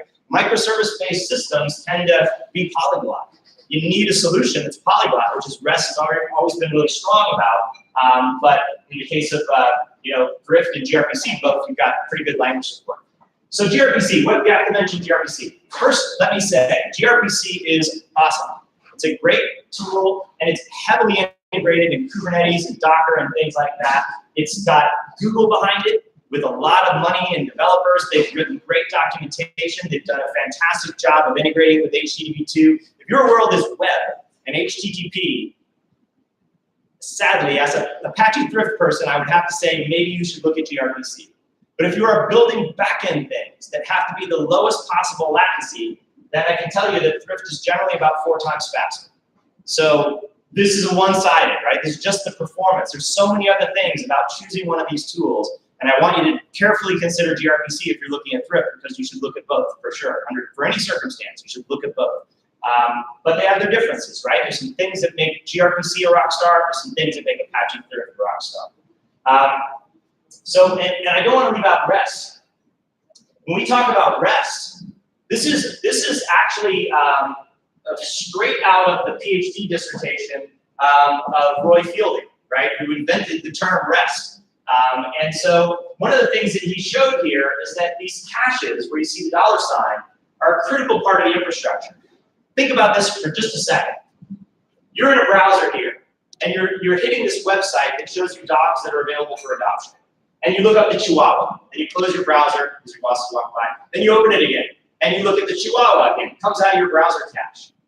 Apache Thrift and gRPC are going to use post, which is always going to go back to the server. Compare a REST API that pulls out of the browser cache for a GET operation versus those, and REST will crush gRPC. It will crush Apache Thrift because it's coming out of your process. You don't even go over the wire, right? You just can't compete with that if you're calling all the way back to the server. And then, what if you have a cache miss? Because now you're looking up the St. Bernard. Well, everybody who works at a company and has their machine inside that company is hitting probably a proxy server. And if anybody in your company did a GET against the Bernard, it's going to come out of the proxy cache, which means it's going over 10 gig internal networks in your company, or fast anyway, right? It doesn't have to go over the internet. Your deterministic, bouncing around of packets is a lot lower, so a lot better. So you end up getting out of a local cache. You didn't have to go out of the internet. Crazy fast again. Then cache miss, because now you're looking up the Afghan, right? Well, if anybody has ever looked up the Afghan from this app, it's in the reverse proxy, in the gateway that they have standing up in front of their system, right? Pound or whatever they're using, right? And boom, you get that from the gateway, which is probably yanking it out of a key value memory store like Memcache or maybe RocksDB or who knows what, right? And so, bam, you get that data crazy fast again because no machinery had to kick into gear. No disks were touched, probably. Worst case scenario, you look for a dog that you've never looked for, no one in your company's ever looked for, no one on the internet has ever looked for, and you finally hit this server, and it populates every cache along the back way, and that server will never be hit again until that cache entry expires. And if you're running this site, you can do smart things to specify when they expire. Why? Because REST has headers, and it has the body. And the headers are the metadata for the infrastructure, right, for the platforms and all the tools. That's one of the amazing things about REST. And so gRPC is an HTTP2 based protocol. So you get the headers, but you don't get all this wonderful GET caching stuff because you don't use GET in that environment. Apache Thrift has a T-header protocol, or T-header transport, that you can use to set headers. So you can get header benefits and stuff like that, even at the TCP level with Thrift. But you can run Thrift over HTTP and get headers that way too. So there's different possibilities there. But again, Thrift is going to typically post all the way back if you're using HTTP. However, there's some neat things about Thrift we'll talk about in a minute, but that's one of the things about the REST API. If you're using the web, if you're going out over the internet, REST is king. And there's so many benefits. This is just some of them, right? All of the infrastructure and tooling. The HTTP protocol is really a powerful and important thing. And REST APIs don't plug into it. They are it, right? They use natively all of the verbs and the headers and things like that. So there's some pretty significant advantages to using REST outside. At RxM, we actually have this pattern we call the curiously recurring communications pattern, which is a ripoff of the C++ curiously recurring template pattern. And the idea is that people tend to use REST outside their infrastructure, and they tend to use RPC on the inside. Because ultimately, at some point, they get under pressure to break up brownfield stuff or to get fast, and they need to do something internally. But on the outside, REST is the fastest thing we could have picked anyway. And it's also native, and it's also easy for other developers to adopt. Right? I'm not saying that Thrift or gRPC isn't, but it's less, right? So everybody knows REST, right? HTTP based. So Thrift has some benefits. It can do HTTP, HTTP2, and WebSocket from the browser, and it can go all the way back to the back end. So you don't need a gateway. This is the downfall of gRPC. Actually, if you're coming from the browser, you have to have a gateway to translate the XHR type stuff into the underlying calls to gRPC backends. Maybe they'll fix that, but at present, they just actually came out with a gateway. So, and then there's the T-header transport, so you can get header benefits even with the compact protocol, and skip HTTP altogether, get the performance, and still get the benefits of infrastructure headers if you want to. So service mesh and cross-cutting concerns. The last thing I want to point out about microservices and how this is all fitting in with Apache and Thrift is that there's a lot of stuff you have to do in a microservice environment. I'm doing that time. Okay, good. Okay, so a lot of things you have to do in a microservice environment that don't have anything to do with your app, and it's a hassle, right? Oh, wait, we're a financial services firm. We need we need security in depth. These things might go to the cloud, an untrusted environment. That means if I make an RPC call, that thing has to be encrypted because you're leaving the box, right? And we don't own the network. It's shared, there's crazy stuff happening there. So we want mutual TLS, right? Not only do I want you to encrypt the data for privacy, I want you to authenticate the other guy to make sure that we can trust that he's the guy that you should be talking to. So that's a lot to ask, right? Every single service I build, I'm going to have to use privacy and authentication and mutual TLS. Yikes. What about tracing? Who called who? This customer hit something and 15 different services were invoked and there's a problem. Who called who, right? Context-sensitive observability is called tracing. We need tracing. What about rate limiting, right? You don't want to overload somebody. What about load balancing and discovering services that might be in other clusters and health checks and all that sort of stuff? These are cross-cutting concerns. They affect every single microservice. You probably want to do that once and just have it solved. So there's this thing called a service mesh, which is becoming really popular. And there's a particular one that's becoming really popular amongst them, which is Istio. And it works like this. In a Kubernetes cluster, or in a Cloud Foundry environment, or in a Mesos environment, for at least for the Envoy piece of it, you could do something like this. You have a control plane up here, so Istio perhaps, and then you have these proxies. And what's neat is in Kubernetes, Istio will inject the proxy into your pod. The developer just builds their software like normal, right? Oblivious to the fact that all this stuff is happening for free.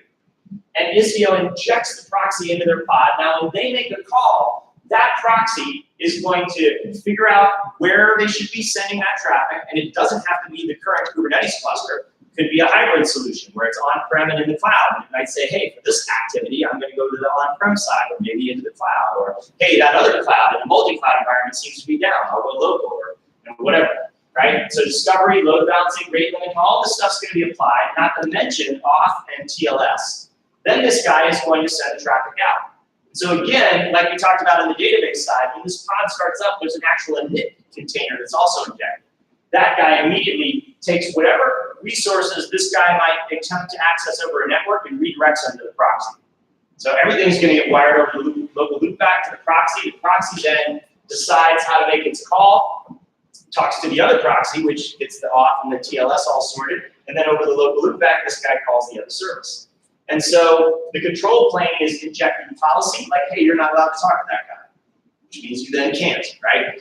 Amongst other things, right? And all this can be controlled, visualized at this high level. And so in an Apache Thrift environment where we just built that little microservice, we containerize it, we deploy it in Kubernetes, you can get this meshing functionality for free. And that's pretty powerful. That will work, by the way, with gRPC and with REST. And one of the things that I can say is that this is the Istio dashboard that Kiali is the new guy that they use for visualization. You can see here's a real example of an Apache Thrift test client. Okay, time up. Okay, yeah. Calling a service, which then calls a guy in the back end, and that's an example of Istio with Apache Thrift deployed into it. Definitely should add the note that you can see a high-level TCP statistics and things like that. Today, Istio doesn't understand Kubernetes or Apache Thrift traffic. It looks like TCP to it, so it gives you some really useful stuff, but it can't do things like look at the function you're calling and decide where to go. But hey, patch is welcome, right? So we're hoping to see a lot of improvement there over the months ahead and get Apache Thrift to be smarter or get Istio to be smarter about Apache Thrift. So I'm not going to do the demo, but it's up there. There's a link at the top there. You can see the API bench has all the demo stuff in it that we talked about. And maybe I'll just wrap up real quick. Anybody after this talk interested in Thrift a bit? Okay. Let's see, the first 4 hands I saw. I'll give you guys a look. Yes.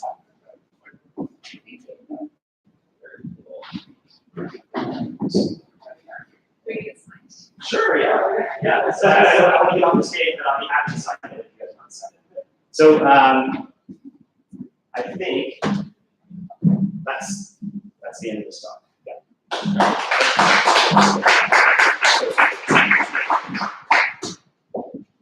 All right.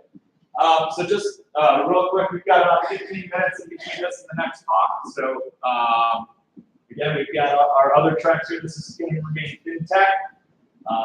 Diversity, so we're probably fully into the diversity tracks over at the Emporium, and then Made in Chicago at the Native. So, and again, just another reminder, if you're into key signing, you want to do an Apache key signing, that's here, 525. There is a web form at s.apache.org/sign. If you'd like to sign up and have your key signature to send to that URL, you'll be involved in the spreadsheet for the key sign. That's all. Thank you.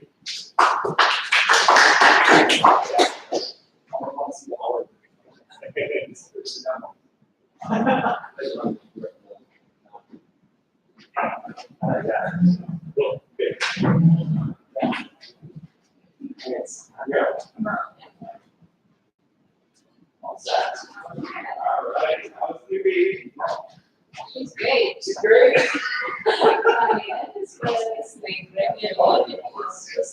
Okay. Good. What's that? Yes. Mine's a wild. I have that on the tail. That's what she's good.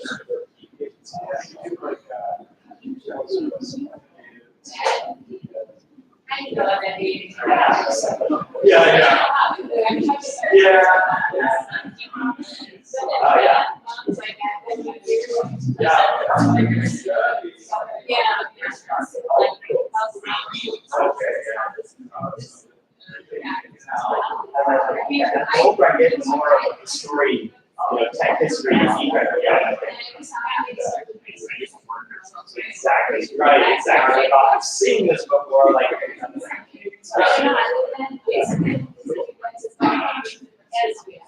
Yeah, okay. Yeah, you know, I had no idea. I had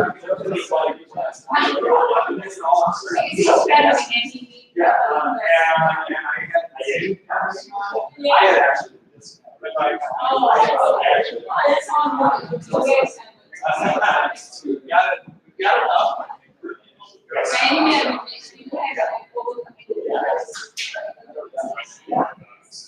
What's that? Okay. Oh,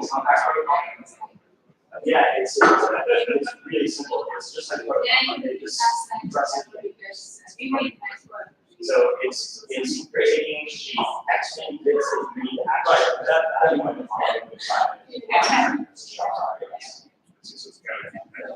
yeah, and the key is that most of the numbers that you send are actually in the 3 different coordinates. It's going to be very more tables now. This is about to be 7.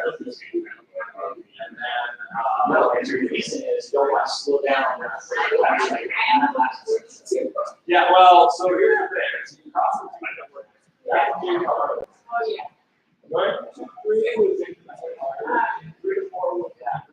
we know the meeting so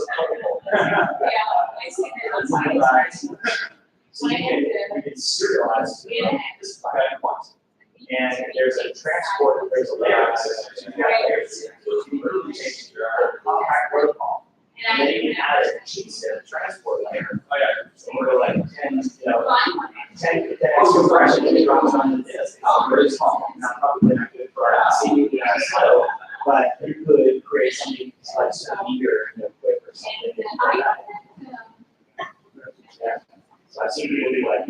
layers and transport. No, I mean, you actually make it do something. So,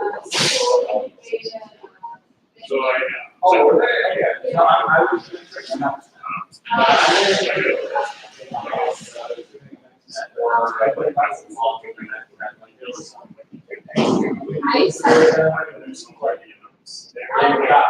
A lot of that. Seriously, things like Parkinson's lie, right? Yeah, David Griffin.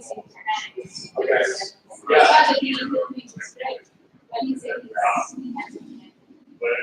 Yeah. Yeah, so that's yeah. You start frustrating for once, then lots of it's hard to yeah. So yesterday,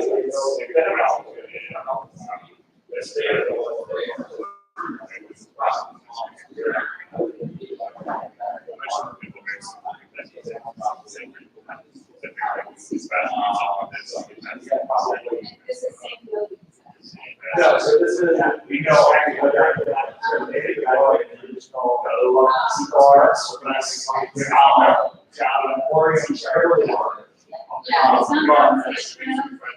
yeah, they're all it's the one side part. But this way, you put what you on the right side then if you cross the street, it's all the same side, and then you get to the neighborhood, which is on the right. So we have to say, so Bill, Will, the others, so you can see.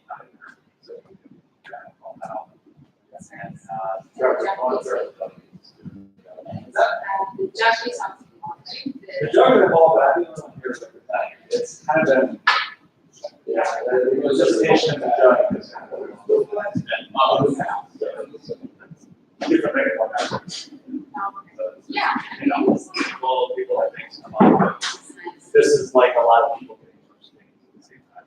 So why don't we get you wired in? So this is setup is we've got the HDMI over there. Notice okay, you don't need it, so now we'll do that's not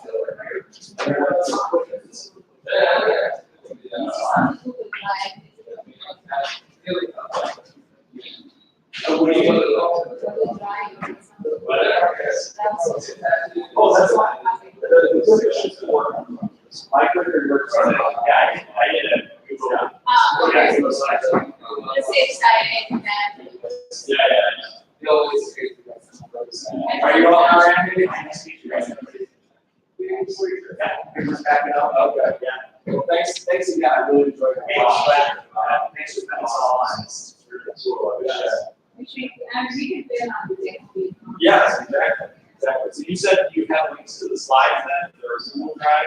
I do. What I gotta do is let me get you my card. If you want to email both of them to me, that would probably be the easiest. Perfect. And then I can tweet them out or.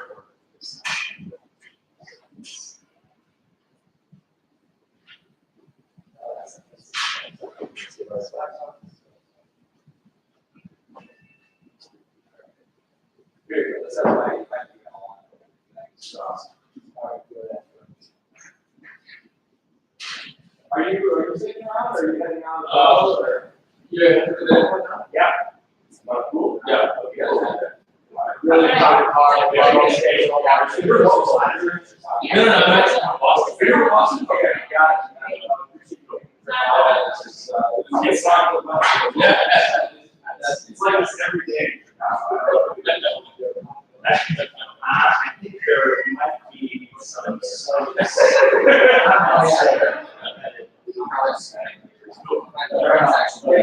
Thank you. All right, so let's make sure it's tires. I don't think there is.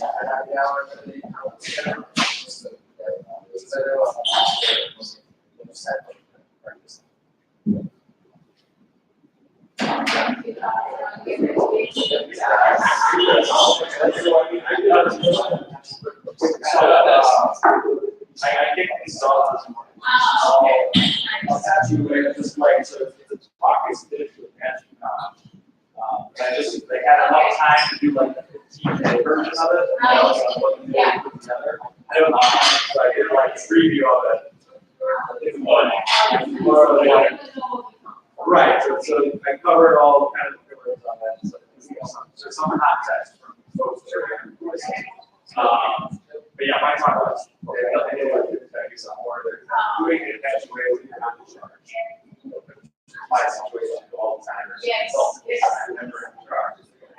Maybe my sanity. I don't know how to do no,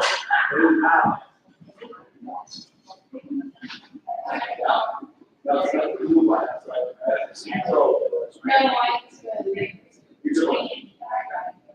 Oh, wow.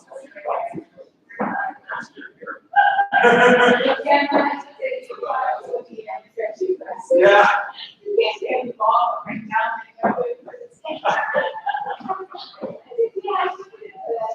Yeah.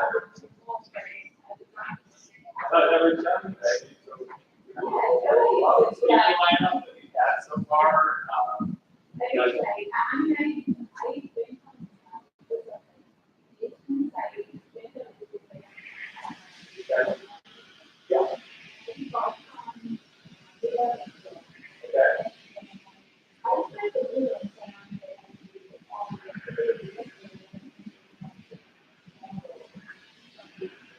Okay.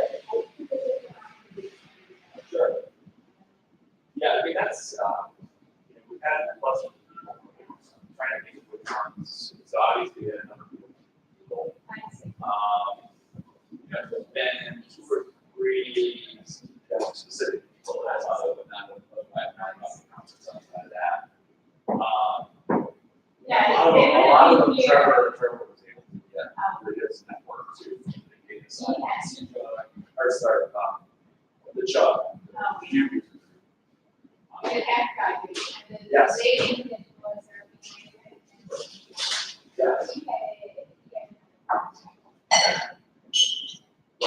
So yeah, I mean, the way you get tickets is kind of that you have to do things. So you sell your company like 20 tickets, that's distributed to the employees, and then how you improve the time off of the employees, so that your company employees so some of it's getting social media content is streaming out there, but pull it off. How do I make this less Chris when I see it? And then, what ideas, social media stuff,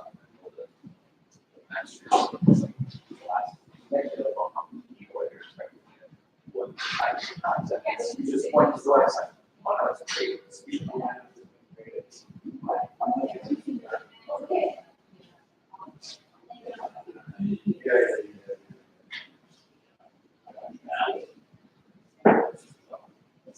so what we've got, so here it is.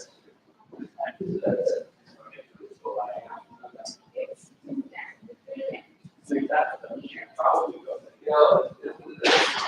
So webcam's there, and I'll be tweeting out. So I'm gonna ask you because I'm not ready. Gotcha.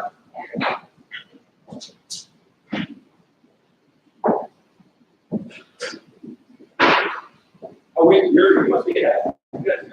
We're good. Oh, okay. Wait, get some water or something.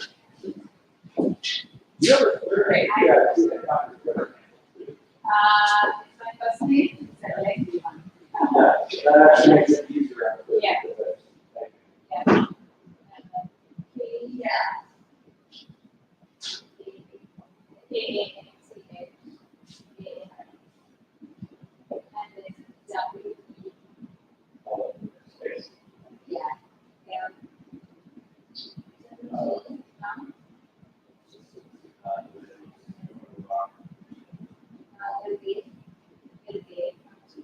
Oh.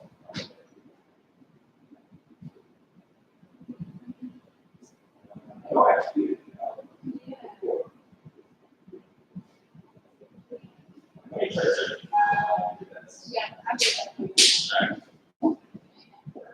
I want to say I had a similar issue to go to, but I didn't actually find it.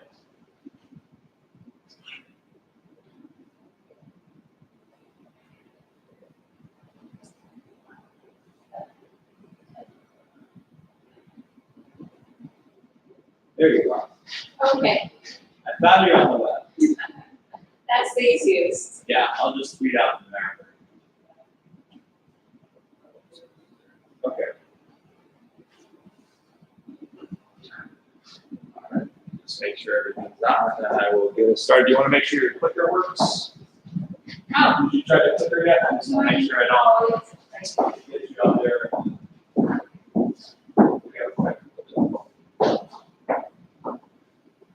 Yeah. Good. All right.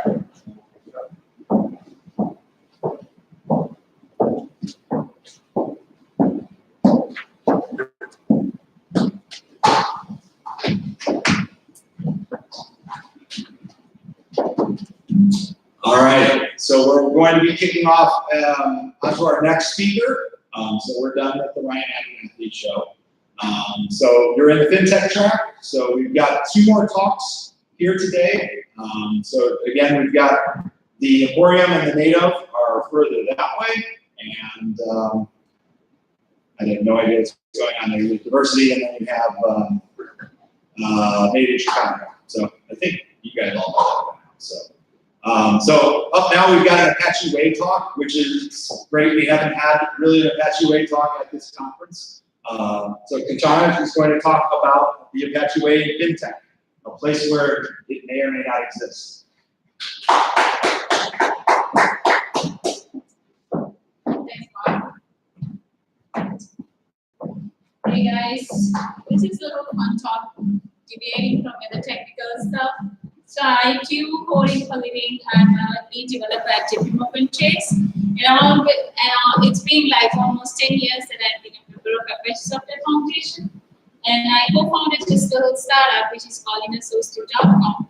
And I'm being the advisor for that. So let's get started with what's all about the fintechs and what is the history of that. So initially what happens for the government, tax payments and for the different financial needs, people started using coins. And then later on, the coins became notes, and people wanted to do the transaction very traditional way that they go to a location and all paper-based work and this transaction that was pretty manageable. When this happens in 100 years ago, when this been in place, 100 years ago, what happens? The customer satisfaction, this manual of the paperwork got a little complicated. There were reasons for that, why that has been complicated. So before getting into that, so you can see how my life get complicated too. In 2016, my husband holding a very cozy baby. That's my eldest son. And on this May 1st, 2019, I had my second baby girl. And then he has to call both the kids. And we have to set up our home with the Internet of Things and ensuring their security and their psychological, the elder psychological behaviors, and assuring that our home is a secure place for our kids to raise and taking those parent responsibility. That's becoming more. Within 3 years, we found the complexity of increasing the number of the family. So that's one example. Same goes with any large scale of business. And over the last 100 years, what happens? The people start doing business and the money movements here and there for their needs. They have a high volume of transactions. And people tend to do a lot of automations because the paperwork on that system doesn't really work effectively. So people start using the automation base. And also the data storage. If you look at the computer evolutions, 30 GB, 40 GB, we don't talk about it anymore. So that with that, the data storage become the need of data storage become huge, and the global businesses has increased. People do a lot of transactions around the globe, and there is kind of currency differences. So we need to address the underlying regulations and all that stuff. So which became more evolve the need of a proper technology to address these complexities. And of course, internet made a huge difference on an easy our life and also more need of security assurance while doing the money movement around the globe. And also the mobile technology, one side of that is like the customer satisfaction, that they can access their money movement and they can do certain operation, their mobile, convenience of the consumer convenience of use. And those were reason for leading a big evolution in the fintech. So when we work on the fintechs, we look at the end goal. The business is depending on the customer satisfaction. So we try to address that in many ways. So here are some fintech milestones to refresh your mind. The first sea cable to establish the global economic and financial sectors was worked on 1847, and that evolved to 1940, and that was the first attempt of connecting together as a global the financial technology, the fintech start. And then the first ATM was opened in 1967, and after that online account introduced in 1995. And also the PayPal started the revolutionary money movement through the internet. And Amazon, Google, all of these giants, internet giants started their businesses around online.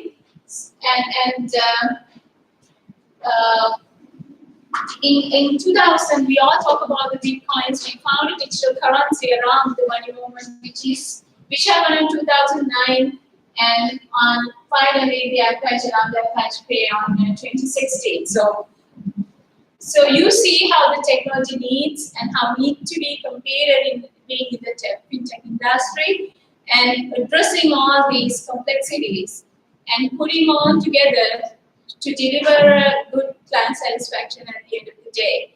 So there are the fintechs and the fintechs company, the financial technologies, the way that they found, the way that they tried to find the solution was going after the proprietary, the big giant software companies like the IBM and the big giant companies who produce the Oracle and all that stuff, huge proprietary software, and those, because they have the money to utilize for that. They assure the convenience of using that software and assuring the client satisfaction and assuring the secure business around the software solution by doing the automation, by doing the easy access for the customer to use their services, financial services. So what happened with this approach? So mainly, like companies like JP Morgan, the big banks, what they did over the years, start using these proprietary softwares. They have one version to another every year, upgrades. With those upgrades, based on those software, they put the entire architecture, which builds engineering silos. So if you look at when I joined the JP Morgan Chase, my first responsibility was like, they had a 13 years old system, which I need to narrow it down and then bring that to the microservices. The attempt is like, when they get on that big silos, we somewhere hit on a tech debt, or else we limit our innovation from our developers. And we are not evolving with the software, we just fooling around what some other vendor provides to us. So that limits our competencies, that limits the innovation, that limits the architecture growth, which should happen horizontally, but this is happening vertically. So the problem with these engineering silos, we can interdepend with some other teams. and we can interdepend with some reusable software which is already functioning and tested and nicely done, and somebody else is using they are stuck on a one silo. And there is no much collaboration, and we are following a very monolithic, traditional software engineering ecosystem within our the financial tech industry. So finding a solution for that, these are some of the issues that I talked about, but going into detail, the technically mainly we can find a good approach of evolution of the architecture, the horizontal expansion, the scaling of an architecture, and it's limited in innovation and how do we improve our code quality, and how do we say is it deployable? When we ask that question, is it deployable? Is it written once and can we deploy it anywhere, any environment, any staging environment, any phase? Can that be handled? Are we preserving any documentation so that we, when we get a newcomer in the company or the team, can they follow up with preserved documentation and learn them themselves? So this all indicate the less collaboration around the knowledge, around the people, around the ecosystem in the engineering of fintechs. And also the cultural behavior. So people come to work, I do my part, which is stuck with the Oracle on one side, and then there's some huge giant web app. I even forgot the IBM old-fashioned software because we are way away from now, and we get stuck there. And we can move on. We had to follow up with the company's the support team to those software vendors team to get our solution. We know what to do, but we can't do because our hands are tied. So that's an unfortunate cultural behavior that we get frustration, and we get if the team A is holding, team B needs knowledge, that knowledge, if we can transfer from A to B, we are not getting better work at the end of the day. And also, like, people talk about job security, which is kind of really funny, because people, oh, I know this article, I know how to do this, I know this editor really well, so I have the knowledge holding for me. So somebody else to learn that track, they have to go and follow some article documentation that the vendor provide, and then learn out of that and get done work. So there is no openness in the culture. So which pose a lot of problems and inefficiencies within an engineering team. And the business and manage, we talk about big development approaches such as agile and being 100% agile and all the methodologies. But would that work if we are holding the knowledge that somebody else wanted that to move forward? And if one repository is not transparent to the other person to send the pull request.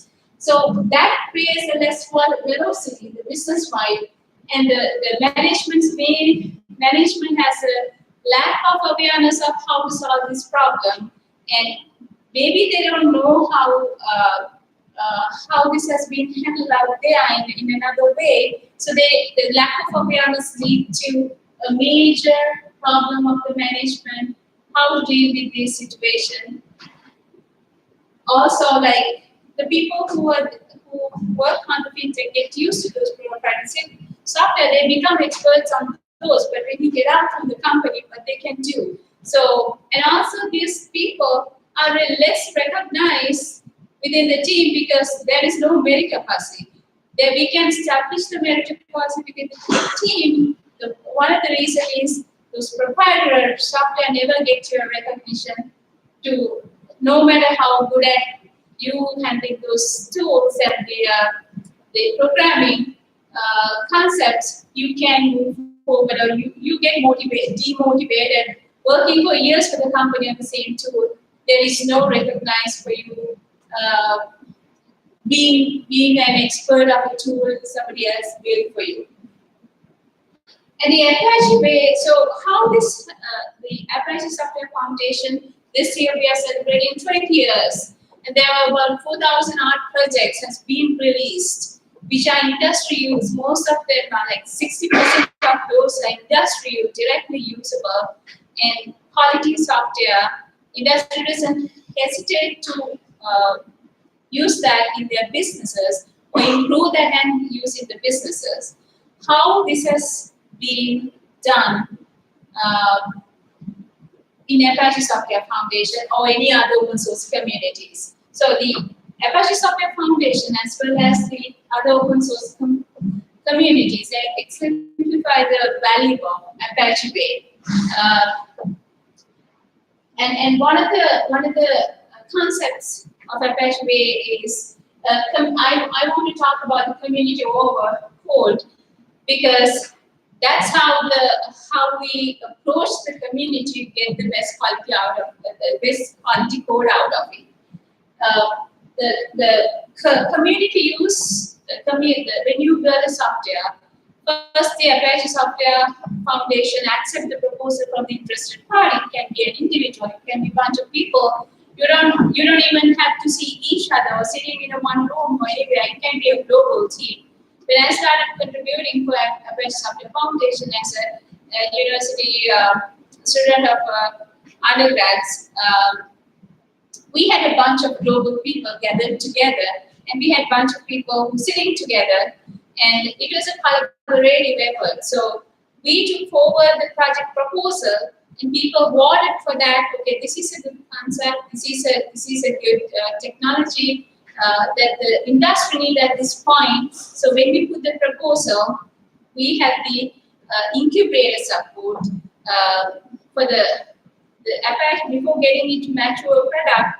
We incubate that so we can initially start with the project, and they provide the infrastructure.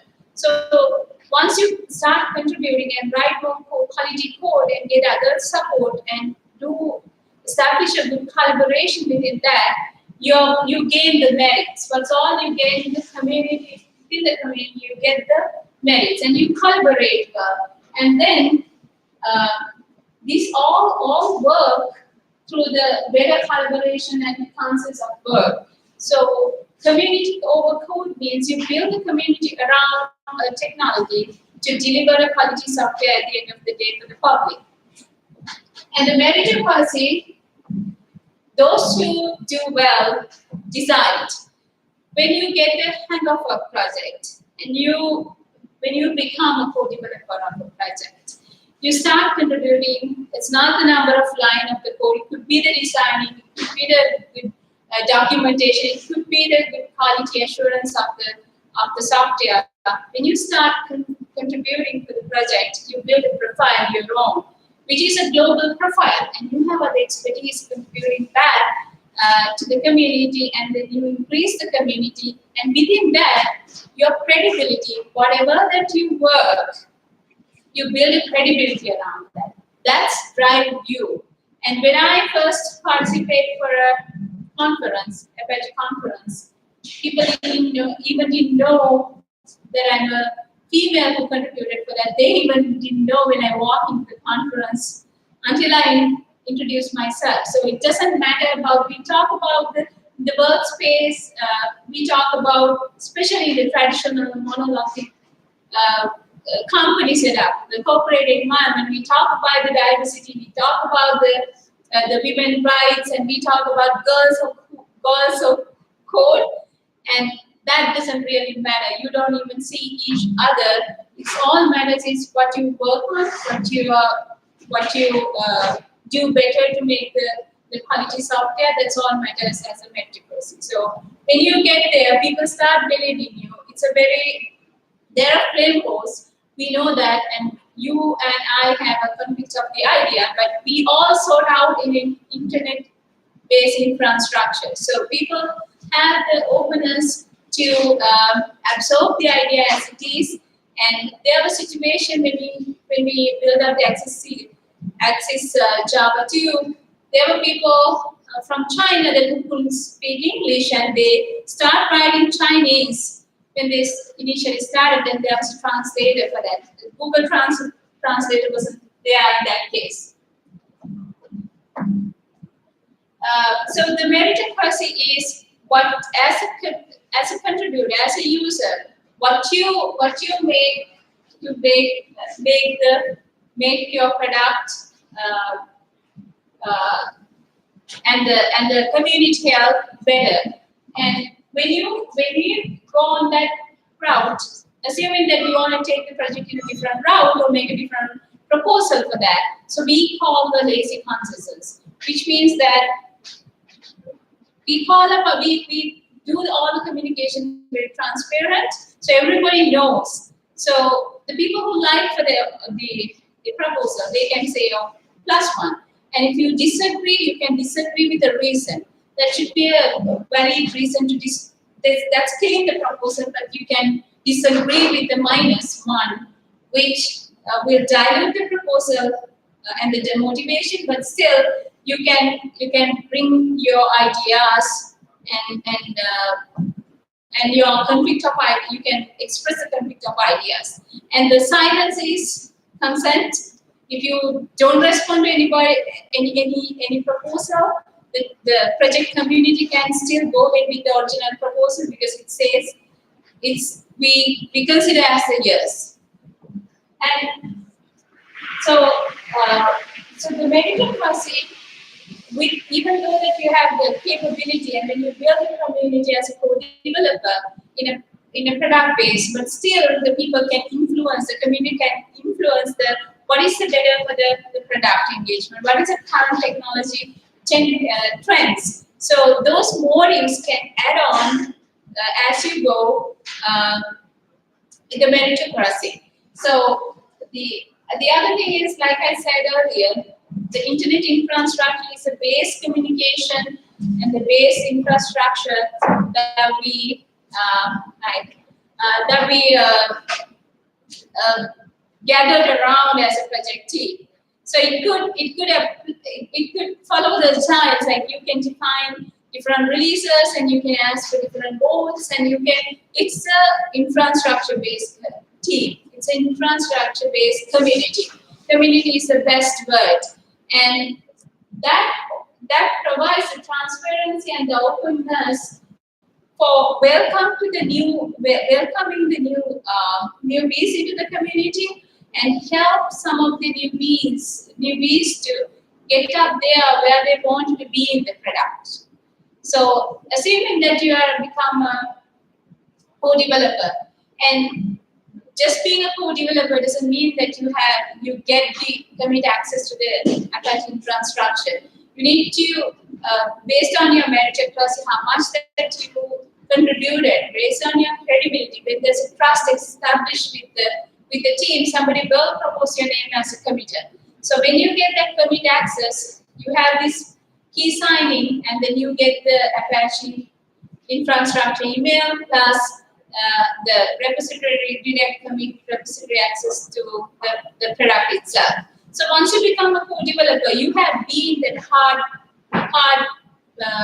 effort of becoming a committer. So you are very capable of guiding another person to, if that person's goal is to become a committer as well, you can guide that person to achieve that. Or if that person wants to build a similar but much more efficient product based on yours, you can guide on that. So the quality mentorship is one of the key things that we like to have within the Apache communities, and we have seen that. My mentor, I didn't even know, being a computer science and engineering student, I didn't know what is open source at my second year. So my mentor was somebody who did his grad studies in the States, Dr. Sanjeev Virwana, who came down to Sri Lanka where then I did my undergrads, and he was my mentor. And he gave me how to list. That how to list had a lot of things to know, how to get to know about the Bugzilla. At that time, the Bugzilla was a big deal, and how to contribute, how to start, we go through the bugs. These are the most efficient areas. The quality mentorship means, and he kept responding to my questions and with the community, because we started the project. We didn't have many community around the product initially, so the quality mentorship matters. The mentorship needs to be responsive, and it has to be persistent Also, there should be a shared goal that you should be able to,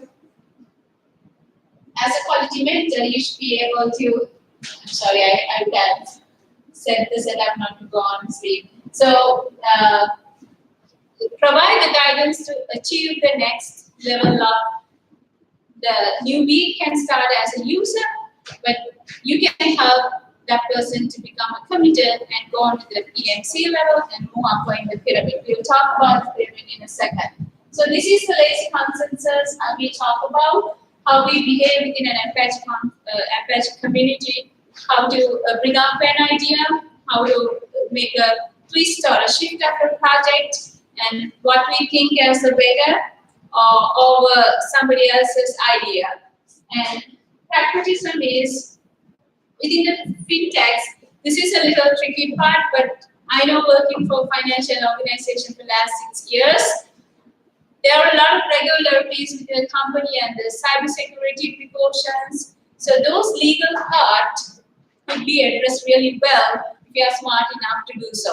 The idea is like, the pragmatism is you do code for the public, not for your own benefits. Not only for your benefits, so with the Apache license provides business-friendly opportunity to, you can moderate and you can use your own business and you can republish whatever you want. So the pragmatism and having the freedom in the software, we do within the financial organization, when we contribute for reusable software, we can always put that in the public.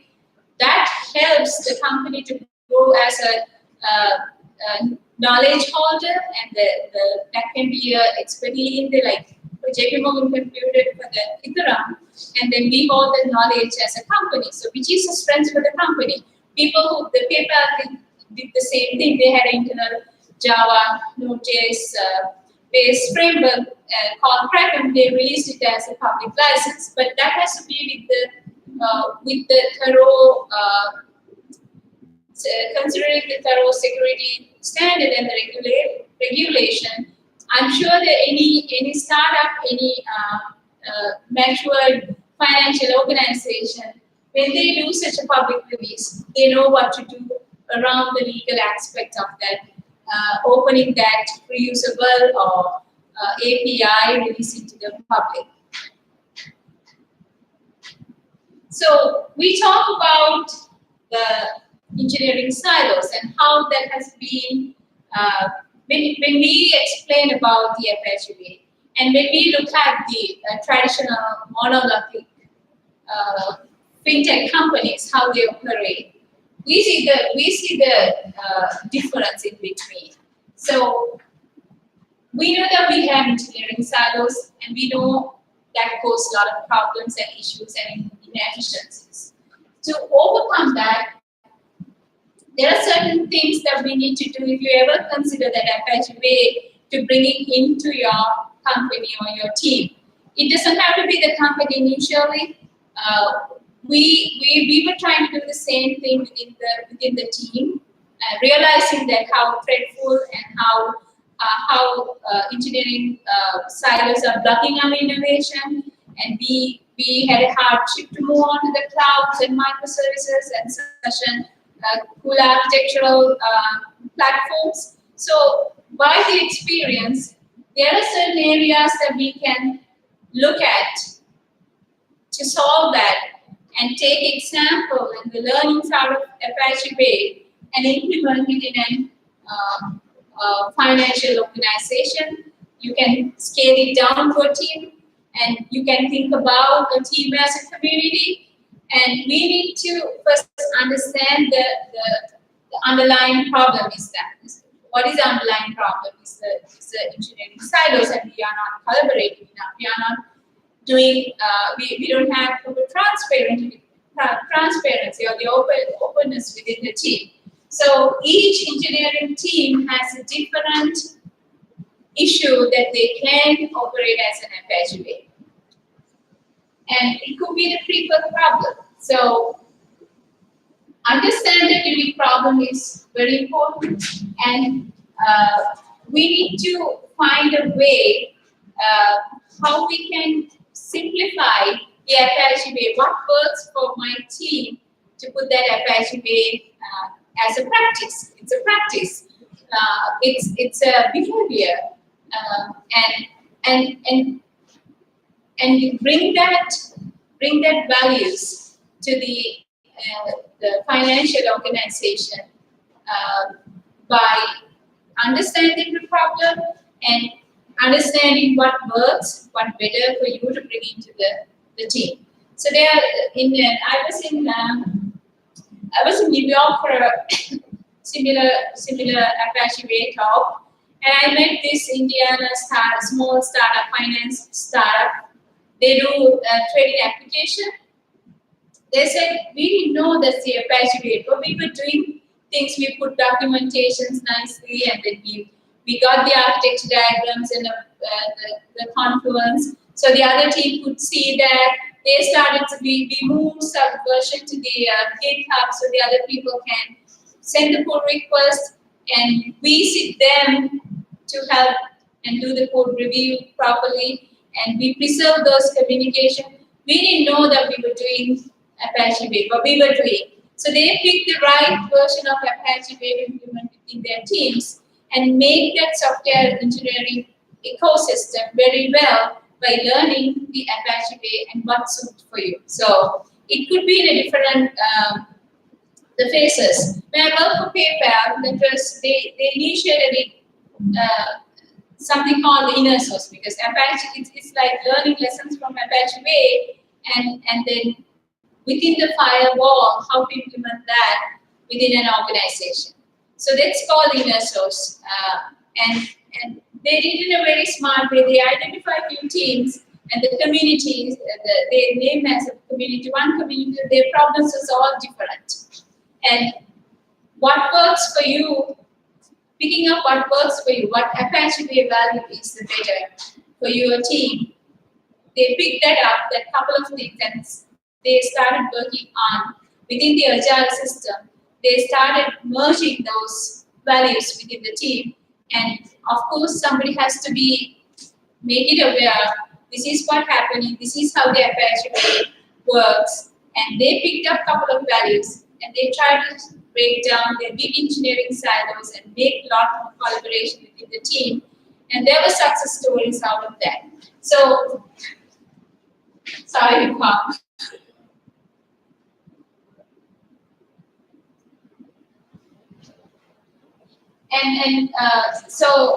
So execution of that. This is just a technical term. There are abbreviation calling this, but it's the Apache Way. How you can operate within the firewall. Why I'm saying emphasizing the within the firewall, Apache Way is the free way of learning community lessons and bring that into your own company. So that's just a technical, that's just an abbreviation, but we talk about the Apache Way. So different phrases help within the fintech to do the different approaches. And what works for you, what values that need to be done.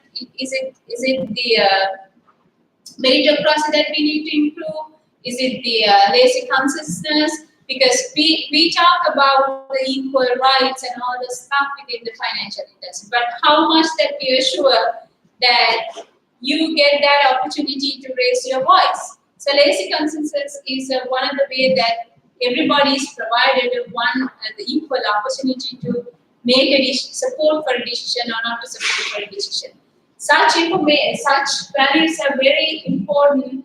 I know a lot of politics, a lot of hierarchy in traditional software companies and the corporate environment to overcome, so we can bring those Apache values into your teams. So in the fintechs, we need to look at more security of the data, because at the end of the day, it's the money which is moving here and there via the internet or any other sophisticated way. So we need to assure the cyber security and the data security and the privacy protection, and that involves the government regulations and the global finance regulation. And we need to make sure that your finance security team within the team. When you're applying for Apache Way, oh, I'm doing Apache Way, but we talk about the pragmatism. If somebody committed your code out there in the public, and that can open up the cyber attacker to get the whole bank down within like 3 hours of time, and then go out of business. So that's why if you are doing the Apache Way, we need to pick what values need to be addressed and how to address within the provided space of your firewall, and the security teams, they need to get involved with that. And they need to, I'm sure that each startup, each companies, they have all the setup already. But when you're bringing the Apache Way, we need to look at what can we do, what don'ts and do's. We need to isolate in these aspects. So we talk about the pyramid now, assuming that I started working for Apache project as a user because I needed some software from free software, and also the Apache Software Foundation provide each project has a very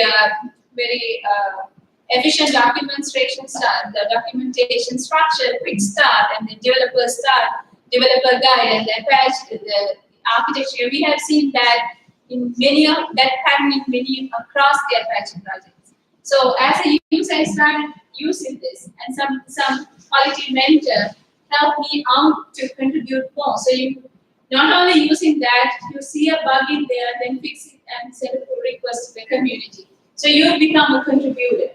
And once you become a contributor, keep doing the contribution for another few months, and then your name get appeared with a lot of efficient bug fixes and need of assuring the health of the project. And someone realized your credibility, and then they will propose your name as a contributor, where that you get the direct access coming to your the Apache infrastructure. And here is like the PMC level within your company. The technical decision makers are the architects. We can follow the same pyramid within a fintech, so that you can have your engineering team. You know that the newcomer become a newcomer to the team become a user.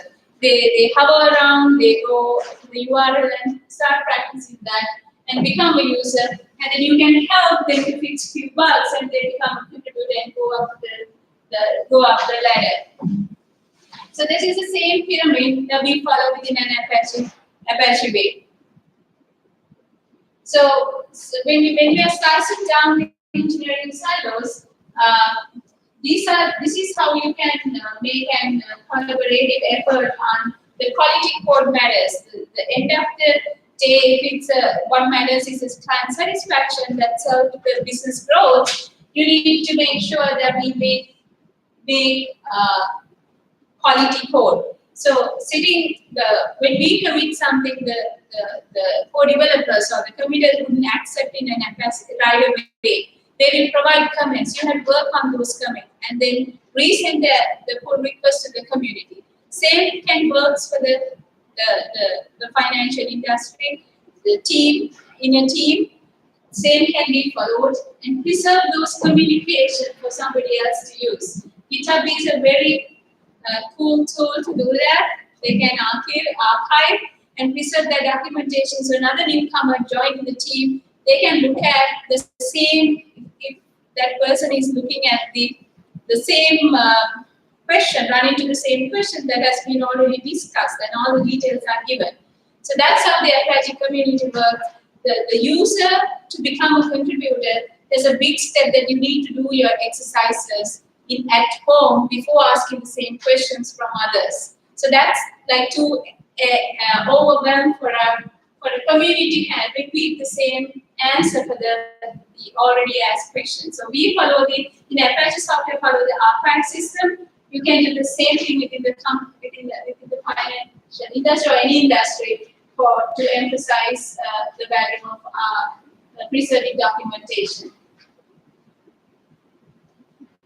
So Apache Way, using Apache Way, after practicing for this long, we can achieve the scalable architecture which can do on a horizontal way, and which can introduce more developer innovation. And also, we should write code once, and it should be deployed in anywhere the continuous integration system and automate the deployment system. And of course, the quality of the code matters. For the client satisfaction, that is where the developer can do the best job.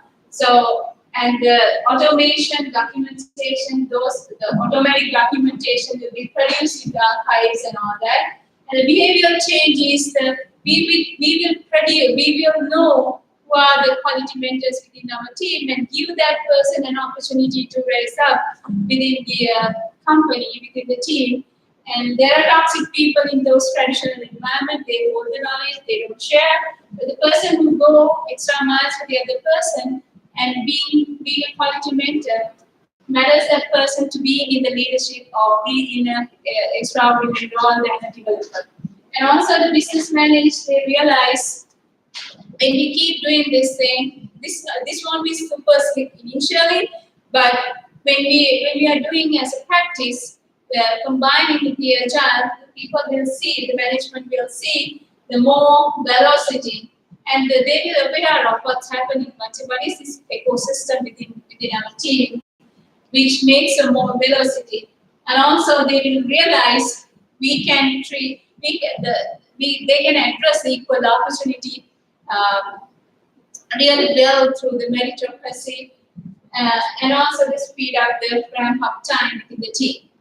So, any questions so far? I would like to hear at least one. Yes.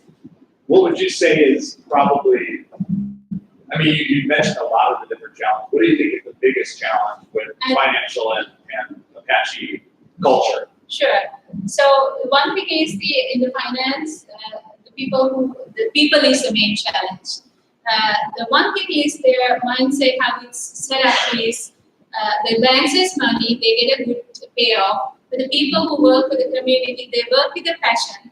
Obviously, there are like financial resource for the community developers as well, but they're not motivated by the money, and they get used to this culture very easily because of the passion that they have towards the software.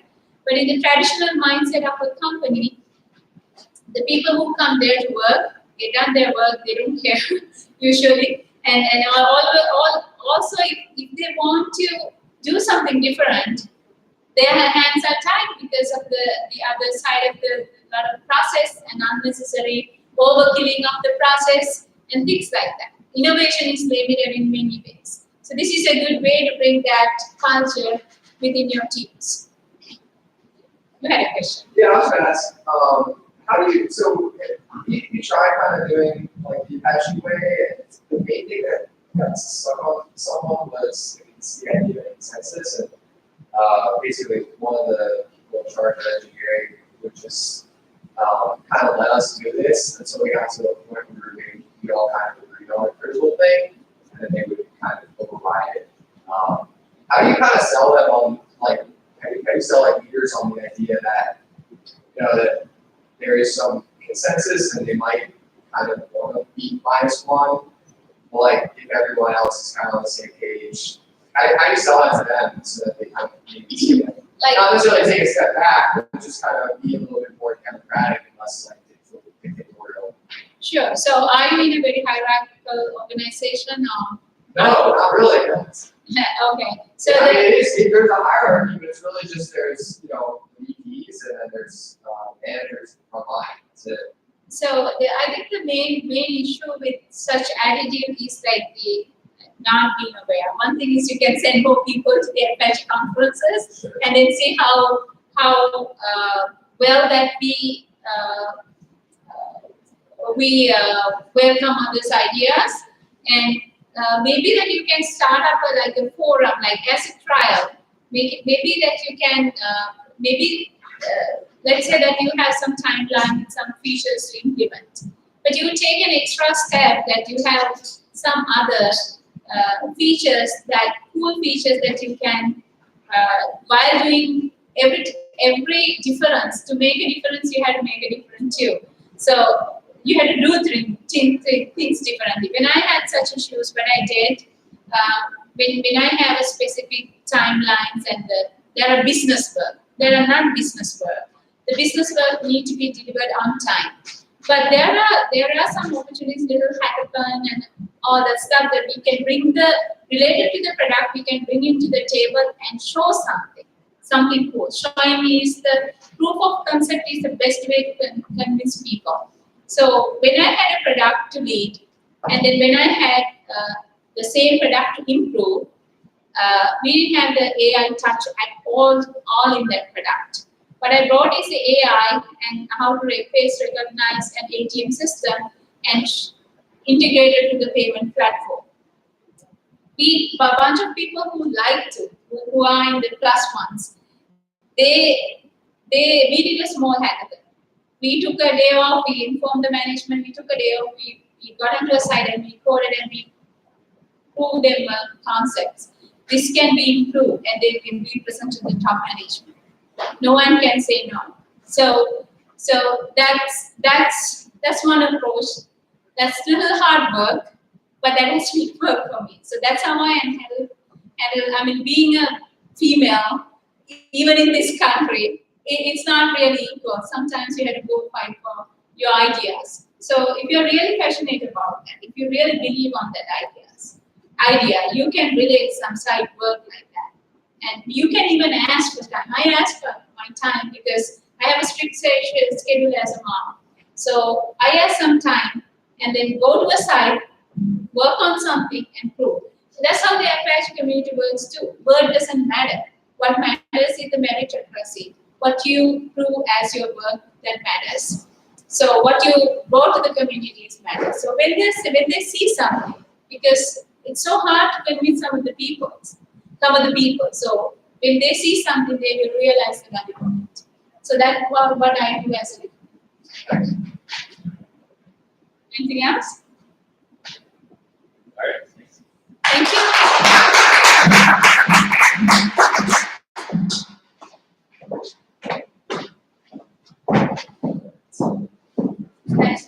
Oh, no. I've done the same thing. It's all been on me, right? Oh, yeah, no, it's yeah, that's nice to meet you.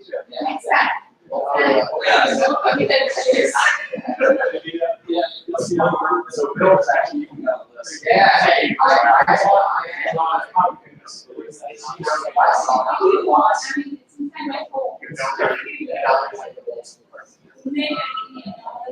Yeah.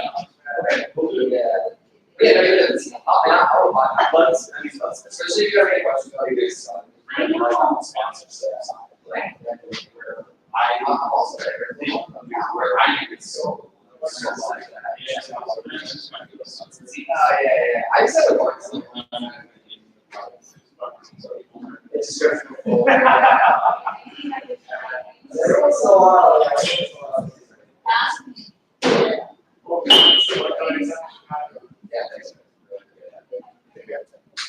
Hey, thanks so much. Oh, my pleasure. And then one of the things I would just add is the voting thing, that Apache voting. Sure, so like vote modification,